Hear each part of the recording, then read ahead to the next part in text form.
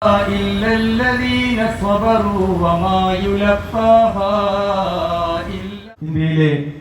ഇസ്ലാമിക പ്രസ്ഥാനം ഇന്ത്യൻ ജമാഅത്തെ ഇസ്ലാമി അതിന്റെ രാജ്യത്ത് ഏറെ ചർച്ച ചെയ്യപ്പെട്ടുകൊണ്ടിരിക്കുന്ന ഒരു ചെറിയ പ്രസ്ഥാനമാണ്. 7.5 പതിറ്റാണ്ടിലധികം കാലമായി ഈ പ്രസ്ഥാനം ഇന്ത്യ രാജ്യത്തുടനീളം വളരെ വ്യവസ്ഥാപിതമായ രൂപത്തിൽ പ്രവർത്തിച്ചുകൊണ്ടിരിക്കുന്നു. ജമാഅത്തെ ഇസ്ലാമി എന്ന് കേൾക്കാത്ത ഒരാൾ ഇപ്പോൾ നമ്മുടെ രാജ്യത്ത്, പ്രത്യേകിച്ചും നമ്മുടെ സംസ്ഥാനത്ത്, കേരളത്തിൽ ഉണ്ടാവുകയില്ല എന്നാണ് ഞാൻ മനസ്സിലാക്കുന്നത്. കാരണം അടുത്ത കാലത്തായി എല്ലാ വിഷയങ്ങളിലേക്കും ജമാഅത്തെ ഇസ്ലാമിയെ വലിച്ചിഴക്കുകയും ചില രാഷ്ട്രീയ പ്രസ്ഥാനങ്ങൾ അവരുടെ രാഷ്ട്രീയമായ അജണ്ട അല്ലെങ്കിൽ അവരുടെ തെരഞ്ഞെടുപ്പ് തന്ത്രം എന്ന രൂപത്തിലൊക്കെ ജമാഅത്തെ ഇസ്ലാമിയെ സ്ഥാനത്തും അസ്ഥാനത്തും ആ പേരും ആ പ്രസ്ഥാനത്തെയും ദുരുപയോഗം ചെയ്തുകൊണ്ടിരിക്കുകയും ചെയ്യുന്നൊരു സാഹചര്യമുണ്ട്. മാത്രമല്ല, സോഷ്യൽ മീഡിയ ശക്തിപ്പെട്ട ഒരു കാലം എന്ന നിലക്ക് എന്തിൻ്റെ പിന്നിലും ഏതിലും ജമാഅത്തെ ഇസ്ലാമി, പിന്നിൽ ജമാഅത്തെ ഇസ്ലാമി എന്നതൊരു പ്രയോഗം തന്നെയാണ്. അങ്ങനെ ജമാഅത്തെ ഇസ്ലാമി എന്നിങ്ങനെ പറഞ്ഞു ഒരുപക്ഷെ ജമാഅത്ത് പ്രവർത്തകർ എത്തിച്ചേർന്നിട്ടില്ലാത്ത, ജമാഅത്തെ ഇസ്ലാമിക്ക് ഘടകമില്ലാത്ത, യൂണിറ്റ് ഇല്ലാത്ത, പ്രവർത്തനങ്ങളില്ലാത്ത ഇടങ്ങളിൽ പോലും ജമാഅത്തെ ഇസ്ലാമി എന്ന പ്രസ്ഥാനത്തെക്കുറിച്ചുള്ള പേരും ആർത്ഥത്തിലുള്ള അതിനുള്ളൊരു പ്രചാരണവും കിട്ടിയിട്ടുണ്ട്. ഇപ്പോൾ ജമാഅത്തെ ഇസ്ലാമിക്കാരെ സംബന്ധിച്ചിടത്തോളം ഒരു അനുകൂലമായ സാഹചര്യമാണ്. കാരണം എന്താ, അവർ ഒരു 10 പേര് അല്ലെങ്കിൽ 100 പേര് വിചാരിച്ചാൽ സാധിക്കാത്ത വലിയ പബ്ലിസിറ്റി ഈ പ്രസ്ഥാനത്തിന് ഇപ്പോൾ കൈവന്നിരിക്കുന്നു. ഇപ്പോൾ ജമാഅത്തെ ഇസ്ലാമിയെ കുറിച്ച് ഇങ്ങനെ കേട്ട് പറഞ്ഞു വലിയ പ്രചാരണം നടന്നുകൊണ്ടിരിക്കുന്ന സാഹചര്യത്തിൽ എന്താണ് ജമാഅത്തെ ഇസ്ലാമി എന്ന് പറഞ്ഞു കൊടുക്കാനുള്ള അനുകൂലമായ ഒരു സാഹചര്യം രൂപപ്പെട്ടു വന്നിരിക്കുന്നു. ഞാൻ പറഞ്ഞു, 75 കൊല്ലമായി രാജ്യത്ത് പ്രവർത്തിച്ചുകൊണ്ടിരിക്കുന്ന പ്രസ്ഥാനമാണ്. എന്താണ് ജമാഅത്തെ ഇസ്ലാമിയുടെ അടിസ്ഥാനം? എന്താണ് ജമാഅത്തെ ഇസ്ലാമിക്ക് രാജ്യത്തോട് പറയാനുള്ളത്? എന്താണ് ജമാഅത്തെ ഇസ്ലാമി ഇത്രയും കാലമായിട്ട് രാജ്യത്ത് ചെയ്തുകൊണ്ടിരിക്കുന്നത്? ഈ കാര്യങ്ങളെ സംബന്ധിച്ചുള്ള ഒരു ചെറിയ വിശദീകരണം നൽകാനേ ഇപ്പോൾ ഞാൻ ഉദ്ദേശിക്കുന്നുള്ളൂ. ജമാഅത്തെ ഇസ്ലാമി ഇസ്ലാമിനെ അടിസ്ഥാന ആദർശമായി അംഗീകരിച്ചിട്ടുള്ള പ്രസ്ഥാനമാണ്. ലാ ഇലാഹ ഇല്ലല്ലാഹ് മുഹമ്മദുർ റസൂലുള്ളാഹ് എന്ന അടിസ്ഥാന ആദർശവാക്യം ഉൾക്കൊണ്ട് അതിൻ്റെ അടിസ്ഥാനത്തിൽ ഇസ്ലാമിനെ ആദർശമായി അംഗീകരിച്ച് ഉൾക്കൊണ്ട് പ്രവർത്തിക്കുന്ന പ്രസ്ഥാനമാണ് ജമാഅത്തെ ഇസ്ലാമി. ഇസ്ലാം എന്ന് പറഞ്ഞാൽ എന്താണെന്ന് നമുക്ക് എല്ലാവർക്കും അറിയാം. അത് മനുഷ്യൻ ഈ ഭൂമിയിൽ ജീവിതം ആരംഭിച്ച അന്ന് മുതൽ പ്രപഞ്ച സൃഷ്ടാവ് നാഥനുമായ പടച്ച തമ്പുരാൻ അല്ലാഹു സുബ്ഹാനഹു വ തആല മാനവരാശിക്ക് ആകമാനം വഴിയും മാർഗവുമായി നൽകിയിട്ടുള്ള ജീവിത ദർശനമാണ്. മനുഷ്യൻ സ്വർഗത്തിലാണ് സൃഷ്ടിക്കപ്പെട്ടത്, നമുക്കറിയാം. സ്വർഗത്തിൽ സൃഷ്ടിക്കപ്പെട്ട മനുഷ്യൻ അവിടെ നിന്നൊരു പരിശീലനം കിട്ടിയതിനു ശേഷം ഭൂമിയിലേക്ക് നിയോഗിക്കപ്പെട്ടു. ഭൂമിയിലേക്ക് വരുന്ന മനുഷ്യനോട് അല്ലാഹു സുബ്ഹാനഹു വ തആല അവിടെ വെച്ച് ഒരു വാഗ്ദാനം നൽകുന്നുണ്ട് മനുഷ്യന്. ഖുൽ ഇഹ്ബിതു മിൻഹാ ജമീഅ ഫഇമ്മാ യഅതിയന്നകും മിന്നി ഹുദാ ഫമൻ തബിഅ ഹുദായ ഫലാ ഖൗഫുൻ അലൈഹിം വലാ ഹും യഹ്സനൂൻ. മനുഷ്യരോട് നാം പറഞ്ഞു, സ്വർഗത്തിൽ വെച്ച് കിട്ടിയ പരിശീലനത്തിന് ശേഷം അവരുടെ യഥാർത്ഥ ഗേഹമായ ജീവിത ഗേഹമായ അവർ ജീവിക്കേണ്ടുന്ന ഇടമായ ഭൂമിയിലേക്ക് അവരെ നിയോഗിക്കുമ്പോൾ മനുഷ്യനോട് അല്ലാഹു തആല പറഞ്ഞു, ഖുർആൻ പറയാം, നാം മനുഷ്യനോട് പറഞ്ഞു, ഇഹ്ബിതു മിൻഹാ ജമീഅ, നിങ്ങളെല്ലാവരും നിങ്ങൾ ഇവിടെ നിന്ന് പോവുക, ഭൂമിയിലേക്ക് പോവുക, നിങ്ങൾക്കായി നിശ്ചയിക്കപ്പെട്ട ഇടത്തേക്ക് നിങ്ങൾ പോവുക. ഫഇമ്മാ യഅതിയന്നകും മിന്നി ഹുദാ, നിങ്ങൾക്ക് എന്നിൽ നിന്ന് ഒരു ഹുദ വന്നു കിട്ടും, ഒരു വഴിയും ഒരു മാർഗവും.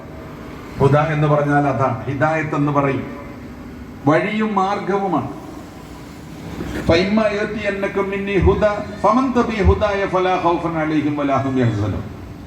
എന്റെ ആ മാർഗം, എന്നിൽ നിന്ന് വന്നു കിട്ടുന്ന ആ വഴിയും മാർഗവും അംഗീകരിച്ചുകൊണ്ട് നിങ്ങളുടെ കൂട്ടത്തിൽ ആര് ജീവിക്കുന്നുവോ അവർക്ക് ദുഃഖവും ഭയവും ഉണ്ടാവുകയും.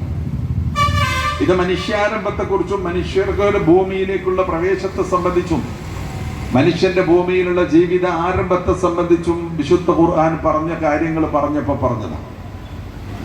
ഭൂമിയിൽ നിങ്ങൾക്കൊരു ഹുദയും ഒരു ഹിദായത്തും നൽകും. എന്താണ് ഹുദ എന്ന് പറഞ്ഞാൽ? ഭൂമിയിൽ മനുഷ്യൻ എങ്ങനെ ജീവിക്കണമെന്ന് മനുഷ്യനെ പഠിപ്പിക്കും. കാരണം മനുഷ്യൻ അങ്ങനെ കൃത്യമായ വ്യക്തമായ വഴിയും മാർഗവും അറിയേണ്ടവനാണ്. മനുഷ്യർ മാത്രമല്ല, ഈ ഭൂമിയിൽ ജീവിക്കുന്ന അനേകം ജന്തുജീവജാലങ്ങളുണ്ട്.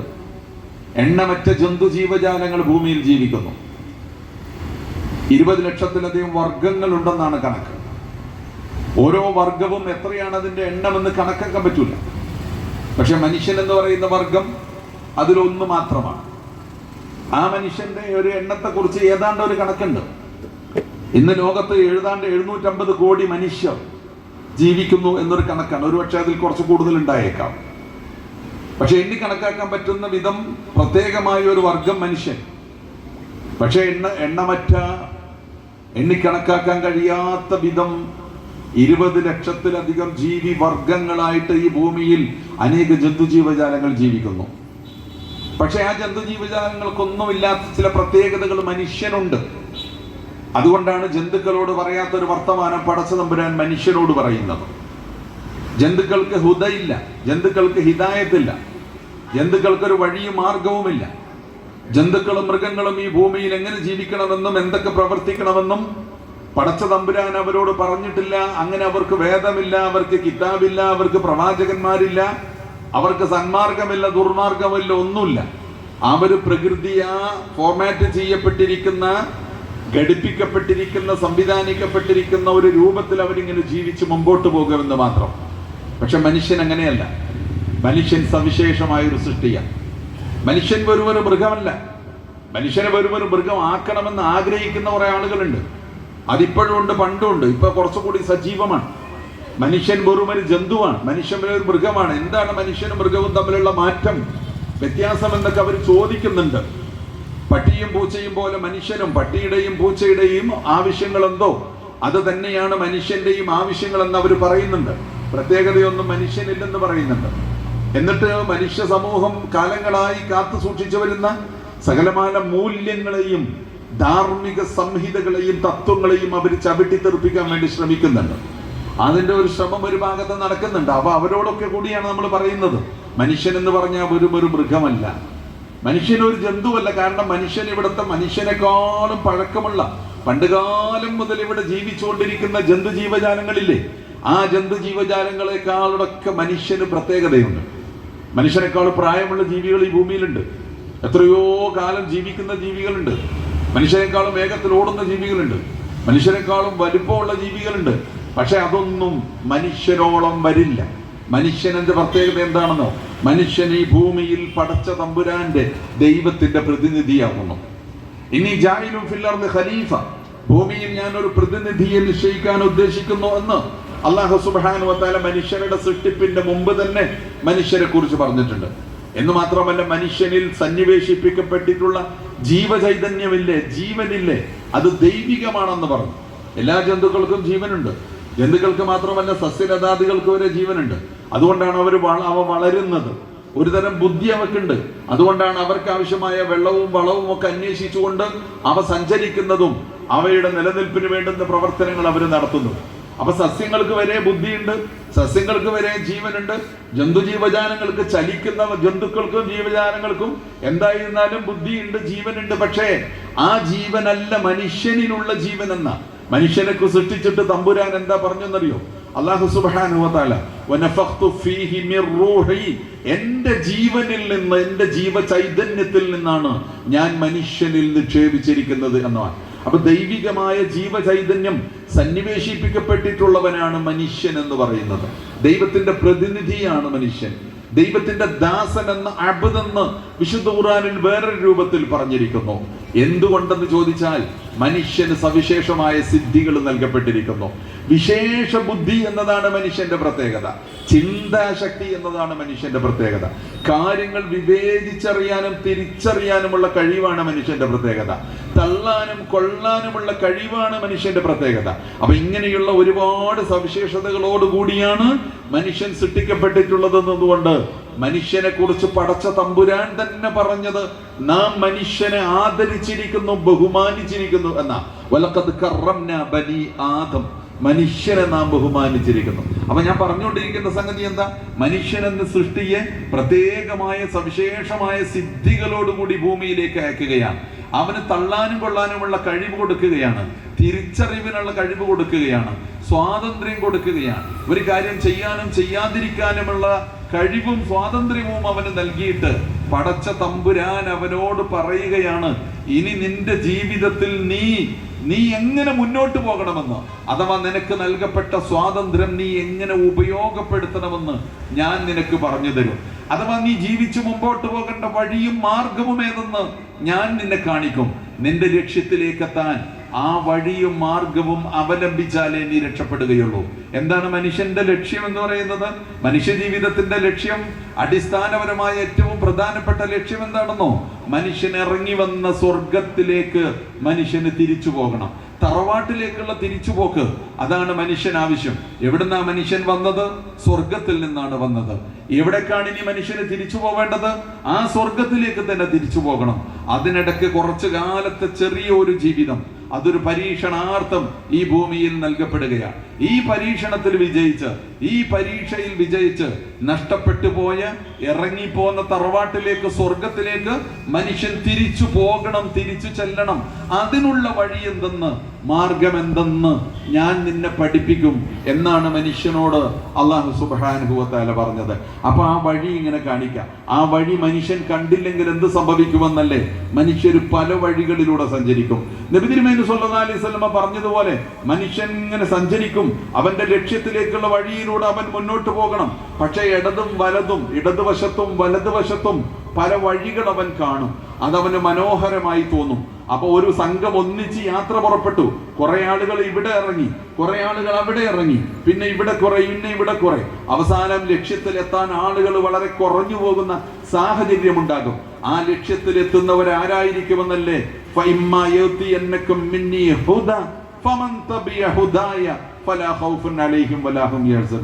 എന്റെ വഴിയും മാർഗവും പിൻപറ്റി ജീവിക്കുന്ന മനുഷ്യൻ എന്നാണ് അല്ലാഹു സുബ്ഹാനഹു വ തആല കാണിക്കുന്ന വഴിയും മാർഗവും പിൻപറ്റി ജീവിക്കുക. അപ്പോൾ അവൻ ലക്ഷ്യത്തിലെത്തും. വഴി തെറ്റാതെ തന്റെ ലക്ഷ്യത്തിലേക്ക് അവൻ നടന്നു കയറും. മാത്രമല്ല ഭൂമിയിലും ഈ ജീവിക്കുന്ന ലോകത്തും ജീവിതത്തിലും അവന് സന്തോഷവും സമാധാനവും ഉണ്ടാകും. അല്ലാഹു സുബ്ഹാനഹു വ തആല കാണിക്കുന്ന വഴിയും മാർഗവും അംഗീകരിച്ചുകൊണ്ട് മനുഷ്യൻ ജീവിച്ചാലുള്ള ഗുണം എന്താണെന്നറിയോ? ഫലാ ഖൗഫുൻ അലൈഹിം വലാ ഹും യഹ്സനൂൻ. അവന് ദുഃഖമുണ്ടാവുകയില്ല, അവന് ഭയമുണ്ടാവുകയില്ല എന്നാണ്. അപ്പൊ ദുഃഖവും ഭയവും ഇല്ലാത്ത ഒരു ജീവിതം ഈ ഭൂമിയിൽ സാധ്യമാവുക, തങ്ങളുടെ അന്തിമമായ ലക്ഷ്യം അഥവാ സ്വർഗം, ആ സ്വർഗം തിരിച്ചു പിടിക്കാനും സ്വർഗത്തിലേക്ക് തിരിച്ചു നടക്കാനും കൃത്യമായ വഴിയിലൂടെ സഞ്ചരിക്കുക. ആ വഴിയും മാർഗവും പടച്ച റബ്ബ് മനുഷ്യന് കാണിക്കുമെന്ന് വിശേഷ ബുദ്ധിയും ചിന്താശക്തിയും നൽകിയിട്ട് പടച്ച തമ്പുരാൻ ഭൂമിയിലേക്ക് മനുഷ്യനെ അയക്കുമ്പോൾ മനുഷ്യന് വാക്ക് നൽകി, വാഗ്ദാനം നൽകി. ഇത് റബ്ബ് സുബ്ഹാനഹു വ തആലയുടെ കാരുണ്യമാണ്. ഇത് പടച്ച തമ്പുരാന്റെ അനുഗ്രഹമാണ്. ആ അനുഗ്രഹം മനുഷ്യരിൽ പൂർത്തീകരിക്കാൻ വേണ്ടി അല്ലാഹു സുബ്ഹാനഹു വ തആല ചെയ്ത മാർഗം എന്താണെന്നോ? മനുഷ്യരുടെ കൂട്ടത്തിൽ നിന്ന് പ്രവാചകന്മാരെ തെരഞ്ഞെടുക്കുക എന്നതാണ്. മനുഷ്യരുടെ കൂട്ടത്തിൽ നിന്നാണ് പ്രവാചകന്മാർ വന്നത്. സാധാരണ മനുഷ്യരായിരുന്നു. പ്രവാചകത്വം എന്ന അസാധാരണത്വം അവർക്കുണ്ടായിരുന്നു. അപ്പൊ മനുഷ്യരുടെ കൂട്ടത്തിൽ നിന്ന് പ്രവാചകന്മാരെ നിയോഗിച്ചിട്ട്, തെരഞ്ഞെടുത്തിട്ട് അവർക്ക് ദിവ്യബോധനം നൽകി, അവർക്ക് വഴി കൊടുത്തു. എന്താണ് ശരിയായ വഴി എന്നവരെ കാണിച്ചു. ലക്ഷ്യമേത്തിലേക്കുള്ള മാർഗം ഏതാണെന്ന് ശരിയായ രൂപത്തിൽ അവരെ പഠിപ്പിച്ചു. അങ്ങനെയാണ് പ്രവാചകന്മാരിലൂടെ ഈ ദൈവിക ദർശനം പൂർത്തീകരിക്കപ്പെട്ടത്. ആദ്യത്തെ മനുഷ്യൻ ആദം നബിയാണല്ലേ? ആദം നബി എന്നാണ് നമ്മൾ പറയുക. ഒന്നാമത്തെ മനുഷ്യൻ നബിയാണ്. കാരണം ആദം നബിക്ക് അല്ലാഹു തആല ഈ വഴി കാണിച്ചു കൊടുത്തു. അത് അന്ന് കുറെ മനുഷ്യരൊന്നും ലോകത്ത് ജീവിക്കുന്നില്ല, അദ്ദേഹത്തിന്റെ കുടുംബം മാത്രമേ ഉള്ളൂ, ആദം നബി അലൈഹി ഇസ്ലാമിന്റെ കുടുംബം. എന്നാൽ അവർ ഈ ഭൂമിയിൽ എങ്ങനെ ജീവിക്കണമെന്ന് പടച്ച തമ്പുരാൻ ആദം നബിക്ക് വഹി നൽകി. അതുകൊണ്ടാണ് ആദ്യത്തെ മനുഷ്യൻ ആദം നബി കൂടിയാകുന്നത് എന്ന് നമ്മൾ മനസ്സിലാക്കുക. പിന്നെ അതിനുശേഷം മനുഷ്യർ ലോകത്ത് ഇങ്ങനെ പരന്നു വ്യാപിച്ചു, സന്തതികൾ ഇങ്ങനെ പെരുകി, ലോകത്ത് ഒരുപാട് മനുഷ്യരുണ്ടായി. അങ്ങനെ താമസിക്കുന്ന ഇടങ്ങളും പ്രദേശങ്ങളും ഇങ്ങനെ വികസിച്ചു വന്നു. അങ്ങനെ കുറെ കാലം കഴിഞ്ഞപ്പോ ആദം നബിയിലൂടെ നൽകപ്പെട്ട ആ ഹിദായത്ത്, ആ സന്മാർഗം മനുഷ്യർ കുറേശ്ശെയായിട്ട് മറന്നു തുടങ്ങിയപ്പോ പടച്ച തമ്പുരാൻ വീണ്ടും മനുഷ്യരുടെ കൂട്ടത്തിൽ നിന്ന് അവരിലേക്ക് പ്രവാചകന്മാരെ നിയോഗിച്ചു. അങ്ങനെ വന്ന പ്രവാചകന്മാരിൽ ഒരാളാണ് മഹാനായ നൂഹ് നബി അലൈഹിസ്സലാം. ദീർഘകാലം ഇവിടെ ജീവിച്ചു. 950 കൊല്ലം വിശുദ്ധ ഖുർആനിന്റെ ഭാഷയിൽ 950 കൊല്ലം മനുഷ്യർക്കിടയിൽ ജീവിച്ചിട്ട് മനുഷ്യർക്ക് സത്യവും സന്മാർഗവും കാണിക്കാൻ മഹാനായ നൂഹ് നബി അലൈഹിസ്സലാം ശ്രമിച്ചു. അതുപോലെ തന്നെ ഒരുപാട് പ്രവാചകന്മാർ. ഇബ്രാഹിം നബി അലൈഹി ഇസ്ലാം ഒരു പ്രവാചകനാണ്, മൂസ അലൈഹി ഇസ്ലാം പ്രവാചകനാണ്, ഈസ അലൈഹി ഇസ്ലാം പ്രവാചകനാണ്. 25 പ്രവാചകന്മാരുടെ പേരും ചരിത്രവും വിശുദ്ധ ഖുർആൻ പരിചയപ്പെടുത്തിയിട്ടുണ്ട്. എല്ലാവരും ഒരു ലക്ഷ്യത്തിന് വേണ്ടിയാണ് വന്നത്. എന്താണ് ആ ലക്ഷ്യം? വലഖദ് ബഅസ്നാ ഫീ കുല്ലി ഉമ്മത്തിൻ റസൂലൻ അൻ ഇഅ്ബുദുല്ലാഹ വജ്തനിബുത് താഗൂത്ത്. ഓരോ ജനതയിലേക്കും ഓരോ സമൂഹത്തിലേക്കും നാം പ്രവാചകന്മാരെ നിയോഗിച്ചു. ആ പ്രവാചകന്മാര് വന്നിട്ട് അവരോട് പറയുന്നത് എന്താണെന്നോ? നിങ്ങളുടെ സൃഷ്ടാവായ നാഥന് കീഴ്പ്പെട്ട് അവനെ വഴങ്ങി അവനെ അടിമപ്പെട്ടുകൊണ്ട് അവനോട് പ്രാർത്ഥിച്ച് അവനെ ആരാധിച്ച് അവന്റെ ശരിയായ ദാസന്മാരായി അവൻ കാണിച്ചു തന്ന വഴിയിലൂടെ മാർഗത്തിലൂടെ സഞ്ചരിക്കുകയും ജീവിച്ച് മുൻപോട്ട് പോവുകയും ചെയ്യുക എന്ന് എല്ലാ പ്രവാചകന്മാരും എന്ന് പറഞ്ഞത് അതാണ്. അപ്പൊ പ്രവാചകന്മാർ അല്ലാഹു സുബ്ഹാനഹു വ തആല മനുഷ്യൻ നൽകിയ വാക്കിന്റെ വാഗ്ദാനത്തിന്റെ പൂർത്തീകരണത്തിന് വേണ്ടിയാണ് നിയോഗിക്കപ്പെട്ടത്. അങ്ങനെ പ്രവാചകന്മാരിങ്ങനെ വന്ന് ലോകത്തിന്റെ പല ഭാഗത്ത് പല ഘട്ടങ്ങളിൽ കാലങ്ങളിൽ വന്ന് അനേകം പ്രവാചകന്മാര് വന്ന് അവസാനം അന്ത്യപ്രവാചകൻ മുഹമ്മദ് മുസ്തഫ സ്വല്ലല്ലാഹു അലൈഹി വസല്ലമയിലൂടെ അല്ലാഹു സുബ്ഹാനഹു വ തആല പ്രവാചകത്വത്തിന് പരിസമാപ്തി കുറിച്ചു. ഇപ്പൊ നമ്മൾ നബി സല്ലല്ലാഹു അലൈഹി വസല്ലമയുടെ ജനനമുണ്ടായ മാസത്തിലാണ് നമ്മൾ ജീവിക്കുന്നത്. നാടൊട്ടുക്കും പ്രവാചകൻ സ്വല്ലല്ലാഹു അലൈഹി വസല്ലമയെ സംബന്ധിച്ചുള്ള പ്രകീർത്തനങ്ങൾ നടക്കുന്നു. പ്രവാചകനെ പരിചയപ്പെടുത്തിക്കൊണ്ടുള്ള പ്രഭാഷണങ്ങളും പരിപാടികളും നടക്കുന്നു. പ്രവാചകൻ ആരായിരുന്നു? പ്രവാചകത്വ ശൃംഖലയിലെ ഭൂമിയിൽ അല്ലാഹു സുബ്ഹാനഹു വ തആല നൽകിയ വാഗ്ദാനം മനുഷ്യരിൽ പൂർത്തീകരിക്കുവാൻ അല്ലാഹുവിന്റെ സന്ദേശവും സത്യവും സന്മാർഗവുമായി വന്ന പ്രവാചകന്മാരിലെ അവസാനത്തെ പ്രവാചകനാണ് മുഹമ്മദ് മുസ്തഫ സ്വല്ലല്ലാഹു അലൈഹി വസല്ലമ. ആ പ്രവാചകനിലൂടെ അല്ലാഹു സുബ്ഹാനഹു വ തആല പ്രവാചകത്വം പൂർത്തീകരിച്ചു. അല്ലാഹുവിന്റെ വഹയ് ആ പ്രവാചകനിലൂടെ പൂർത്തീകരിച്ചു. ആ പ്രവാചകന് അന്ത്യപ്രവാചകന് അല്ലാഹു സുബ്ഹാനഹു വ തആല വിശുദ്ധമായ വേദം നൽകി. അതിനു മുമ്പും വേദം നൽകപ്പെട്ടിരുന്നു. മൂസാ നബി അലൈഹി ഇസ്ലാമിന് നൽകപ്പെട്ടിട്ടുണ്ട്, ഈസാ നബി അലൈഹി ഇസ്ലാമിന് നൽകപ്പെട്ടിട്ടുണ്ട്, ദാവൂദ് നബി അലൈഹി ഇസ്ലാമിന് നൽകപ്പെട്ടിട്ടുണ്ട്. സുഹഫ് ഇബ്രാഹിം നബി അലൈഹി ഇസ്ലാമിന് നൽകിയ ഏടുകളെ സംബന്ധിച്ച് ഖുർആനിൽ പറഞ്ഞിട്ടുണ്ട്. അപ്പൊ ഏടുകൾ നൽകപ്പെട്ടിട്ടുണ്ട്, വഹി നൽകപ്പെട്ടിട്ടുണ്ട്, റിസാലത്ത് ഉണ്ടായിട്ടുണ്ട്, വേദഗ്രന്ഥങ്ങൾ ഉണ്ടായിട്ടുണ്ട്. അതിനൊക്കെ പരിസമാപ്തി കുറിച്ചുകൊണ്ട് അവസാനത്തെ വേദം അവതീർണമായി. അതാകുന്ന വിശുദ്ധ ഖുർആൻ. അവസാനത്തെ വേദവുമായി അന്ത്യപ്രവാചകൻ വന്നു. അതാണ് മുഹമ്മദ് മുസ്തഫ സ്വല്ലല്ലാഹു അലൈഹി വസല്ലം. നബി തിരുമേനി സ്വല്ലല്ലാഹു അലൈഹി വസല്ലമയിലൂടെ ഈ ആദർശം പൂർത്തീകരിക്കപ്പെട്ടു, ഈ ദർശനം പൂർത്തീകരിക്കപ്പെട്ടു. അല്ലാഹു സുബ്ഹാനഹു വ തആല നൽകുമെന്ന് പറഞ്ഞ ഹുദയും ഹിദായത്തും അതിലൂടെ പൂർത്തീകരിക്കപ്പെട്ടു. ലോകത്തിനാകമാനമുള്ള മനുഷ്യർക്ക് കാരുണ്യവും അനുഗ്രഹവും മുന്നറിയിപ്പ് നൽകുന്നവനും സുവിശേഷം അറിയിക്കുന്നവനുമായി മുഹമ്മദ് നബി സല്ലല്ലാഹു അലൈഹി വസല്ലം തിരുമേനി നിയോഗിക്കപ്പെട്ടു. ലോകത്തുള്ള മുഴുവൻ മനുഷ്യർക്കും സന്മാർഗമായി മാർഗദർശനമായി വിശുദ്ധ ഖുർആനിന്റെ അവതരണം. അതിലൂടെ അല്ലാഹു സുബ്ഹാനഹു വ തആലയുടെ വഹിയും നിലച്ചു. ശഹ്റു റമളാനല്ലദീ ഉൻസില ഫീഹിൽ ഖുർആനു ഹുദൽ ലിന്നാസ്. മുഴുവൻ മനുഷ്യർക്കുമുള്ള സന്മാർഗവും മാർഗദർശനവുമായി അവതരിപ്പിക്കപ്പെട്ട ഖുർആൻ. അപ്പൊ ഞാൻ പറഞ്ഞിട്ട് കാര്യം എന്താന്ന് വെച്ചാൽ അല്ലാഹു സുബ്ഹാനഹു വ തആലയുടെ വാക്കും വാഗ്ദാനവും അല്ലാഹു സുബ്ഹാനഹു വ തആല പൂർത്തീകരിച്ചത് ഇങ്ങനെയാണ്. അതിന്റെ അവസാനത്തെ എഡിഷനായിട്ട് വിശുദ്ധ ഖുർആൻ വന്നു. അവസാനത്തെ പ്രവാചകനായി മുഹമ്മദ് നബി സല്ലല്ലാഹു അലൈഹി വസല്ലം തിരുമേനി വന്നു. അങ്ങനെ നൽകപ്പെട്ട അള്ളാഹുവിന്റെ ആ സന്മാർഗത്തിന്റെ പേരാണ് ഇസ്ലാം എന്ന് പറയുന്നത്. അപ്പൊ ഞാൻ പറഞ്ഞു, ജമാഅത്തെ ഇസ്ലാമി ഇസ്ലാമിനെ ആദർശമായി ഉൾക്കൊണ്ട് അംഗീകരിച്ചുകൊണ്ട് പ്രവർത്തിക്കുന്ന പ്രസ്ഥാനമാണ്. അപ്പൊ അതുകൊണ്ട് ഇസ്ലാമിനെ കുറിച്ച് ഇത്തിരി പറഞ്ഞതാണ്. എവിടെ നിന്നാണ് ഇസ്ലാമിന്റെ തുടക്കം? മുഹമ്മദ് നബി അല്ല ഇസ്ലാം കൊണ്ടുവന്നത്. മുഹമ്മദ് ഇസ്ലാമിന്റെ മതത്തിന്റെ സ്ഥാപകൻ എന്ന് പക്ഷേ നമ്മൾ പലരിടത്തും പറഞ്ഞു കേൾക്കും. പക്ഷെ മുഹമ്മദ് നബി അല്ല ഇസ്ലാം മതത്തിന്റെ സ്ഥാപകൻ എന്ന് പറയുന്നത്.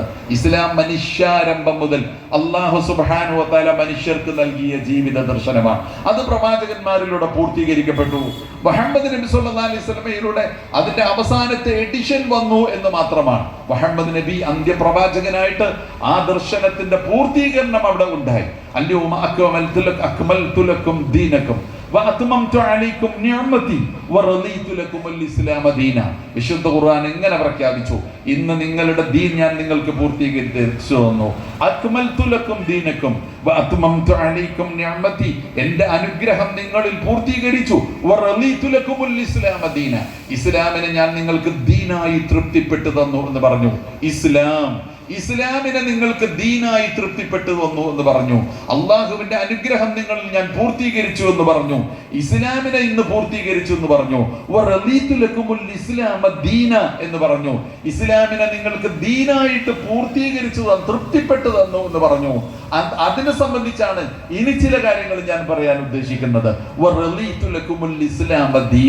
ഇസ്ലാമിനെ നിങ്ങൾക്ക് ദീനായിട്ട് തൃപ്തിപ്പെട്ടു തന്നു. അപ്പൊ ഞാൻ പറഞ്ഞു, ഇസ്ലാം എന്ന് പറഞ്ഞാൽ എന്താണ്? അല്ലാഹു സുബ്ഹാനഹു വ തആല മാനവകുലത്തിനാകമാനം വഴിയും മാർഗവുമായിട്ട്, വഴികാട്ടിയും മാർഗദർശനവുമായിട്ട് നൽകിയിട്ടുള്ള സംവിധാനത്തിന്റെ ദർശനത്തിന്റെ പേരാണ് ഇസ്ലാം.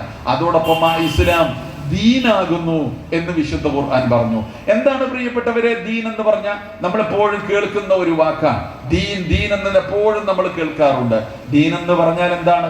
സാധാരണഗതിയിൽ നമ്മൾ മതം എന്നാണ് അതിനർത്ഥം പറയാറുള്ളത്. പക്ഷെ യഥാർത്ഥത്തിൽ ഇസ്ലാം ഒരു മതമല്ല. ഇസ്ലാം മതമല്ല, ഇസ്ലാം ദീനാകുന്നു. ദീനുൽ ഇസ്ലാം എന്ന് പറയണം. എന്ന് പറഞ്ഞാൽ നിങ്ങൾ എന്താണ് ഉദ്ദേശിക്കുന്നത് എന്ന് ചോദിക്കും. മതം എന്ന് പറഞ്ഞാൽ എന്താണ് യഥാർത്ഥത്തിൽ അർത്ഥമാക്കുന്നത്? മതം എന്ന് പറയുന്നത് ഒരു മനുഷ്യനും അവന്റെ സൃഷ്ടാവും അല്ലെങ്കിൽ അവന്റെ ദൈവവും തമ്മിലുള്ള സ്വകാര്യ ഇടപാട്, മനുഷ്യന്റെ ആത്മീയമായ കാര്യങ്ങൾ, ആരാധനാ കാര്യങ്ങൾ, ആരാധനാലയത്തിന്റെ 4 ചുമരുകൾക്കുള്ളിൽ ഒതുങ്ങി നിൽക്കേണ്ട കാര്യങ്ങൾ, അതാണ് മതം എന്ന് പറയുന്നത്.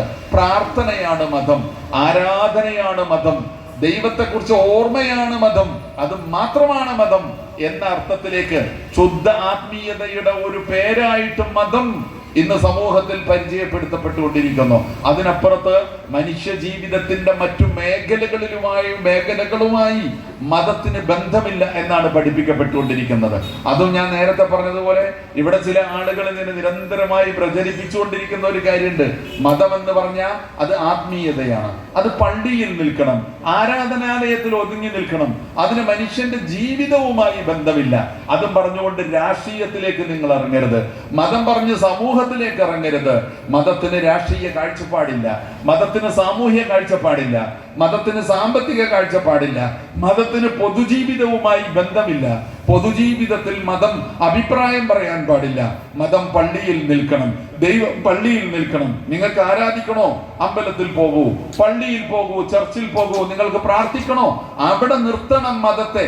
ജീവിതത്തിലേക്ക്, ജീവിതത്തിന്റെ വിവിധ മേഖലകളിലേക്കും മതം ഇറങ്ങി വരാൻ പാടില്ല എന്നാണ് സാധാരണഗതിയിൽ മതത്തെ കുറിച്ച് പറയുന്നത്. അത് ഇന്നും വളരെ സജീവമാണ്. മതം എന്ന് പറഞ്ഞാൽ പരലോകത്തെ കുറിച്ച് പറയുന്നത്, ഞങ്ങൾ ഇഹലോകത്തെ കുറിച്ച് പറയുന്നത്. പണ്ടുകാലത്ത് സൈദ്ധാന്തികന്മാരൊക്കെ പറഞ്ഞിട്ടുണ്ട്. എന്താ പറഞ്ഞതെന്നറിയോ? മതം എന്ന് പറഞ്ഞാൽ അത് പരലോകത്ത് സ്വർഗം കിട്ടുന്ന കാര്യത്തെ കുറിച്ച് പറയാ. ഞങ്ങൾ പറയുന്നത്, ഞങ്ങളുടെ ഇസങ്ങളും സിദ്ധാന്തങ്ങളും പറയുന്നത് എന്താണെന്നോ? ഈ ലോകത്ത് മനുഷ്യൻ ജീവിക്കുന്നവരെ കുറിച്ചും ഇവിടെ സ്വർഗം ഉണ്ടാക്കുന്നവരെ കുറിച്ചുമാണ് അത് പറഞ്ഞുകൊണ്ടിരിക്കുന്നത്. നിങ്ങൾ പറയുന്നത് പരലോകം, ഞങ്ങൾ പറയുന്നത് ഇഹലോകം. അതുകൊണ്ട് നിങ്ങൾ നിങ്ങളുടെ വഴിക്ക് പോ, ഞങ്ങൾ ഞങ്ങളുടെ വഴിക്ക് പോ. ഇങ്ങനെ ഒരു കാഴ്ചപ്പാട് ഇവിടെ പ്രചരിപ്പിക്കുന്നുണ്ട്. അത് കേട്ടിട്ട് നമ്മുടെ ചില ആളുകളൊക്കെ പറയും, ദീന് വേറെ ദുനിയാവ് വേറെ. നിങ്ങൾ കേട്ടിട്ടുണ്ടാവുമല്ലോ, മതം വേറെ രാഷ്ട്രീയം വേറെ. ആരാണ് ഇതുവരെ പറഞ്ഞു പഠിപ്പിച്ചതെന്നറിയോ? ഇത് പഠിപ്പിച്ചത് ഈ പറഞ്ഞ ഭൗതികന്മാരാണ്. അവരാണ് പറഞ്ഞത് മതം എന്ന് പറഞ്ഞാൽ ആരാധന മാത്രമാണ്, മതം എന്ന് പറഞ്ഞ ആത്മീയത മാത്രമാണ്, മതത്തിന്റെ റോള് പള്ളിക്കകത്ത് മാത്രമാണ്, പടച്ചവനും മനുഷ്യനും ദൈവവും മനുഷ്യനും തമ്മിലുള്ള സ്വകാര്യ ഇടപാടാണ് മതം എന്ന് അവര് പറഞ്ഞ് പഠിപ്പിച്ചപ്പോ അത് ഏറ്റെടുത്തിട്ട് നമ്മുടെ ചില ആളുകൾ പറയും മതം വേറെ രാഷ്ട്രീയം വേറെ, ദീന് വേറെ ദുനിയാവ് വേറെ. എന്താ പറഞ്ഞതിന്റെ അർത്ഥം എന്നല്ലേ? ദുനിയാവിൽ ജീവിക്കുന്ന മനുഷ്യന്റെ ജീവിതത്തിൽ മതം ഇടപെടാൻ പാടില്ല.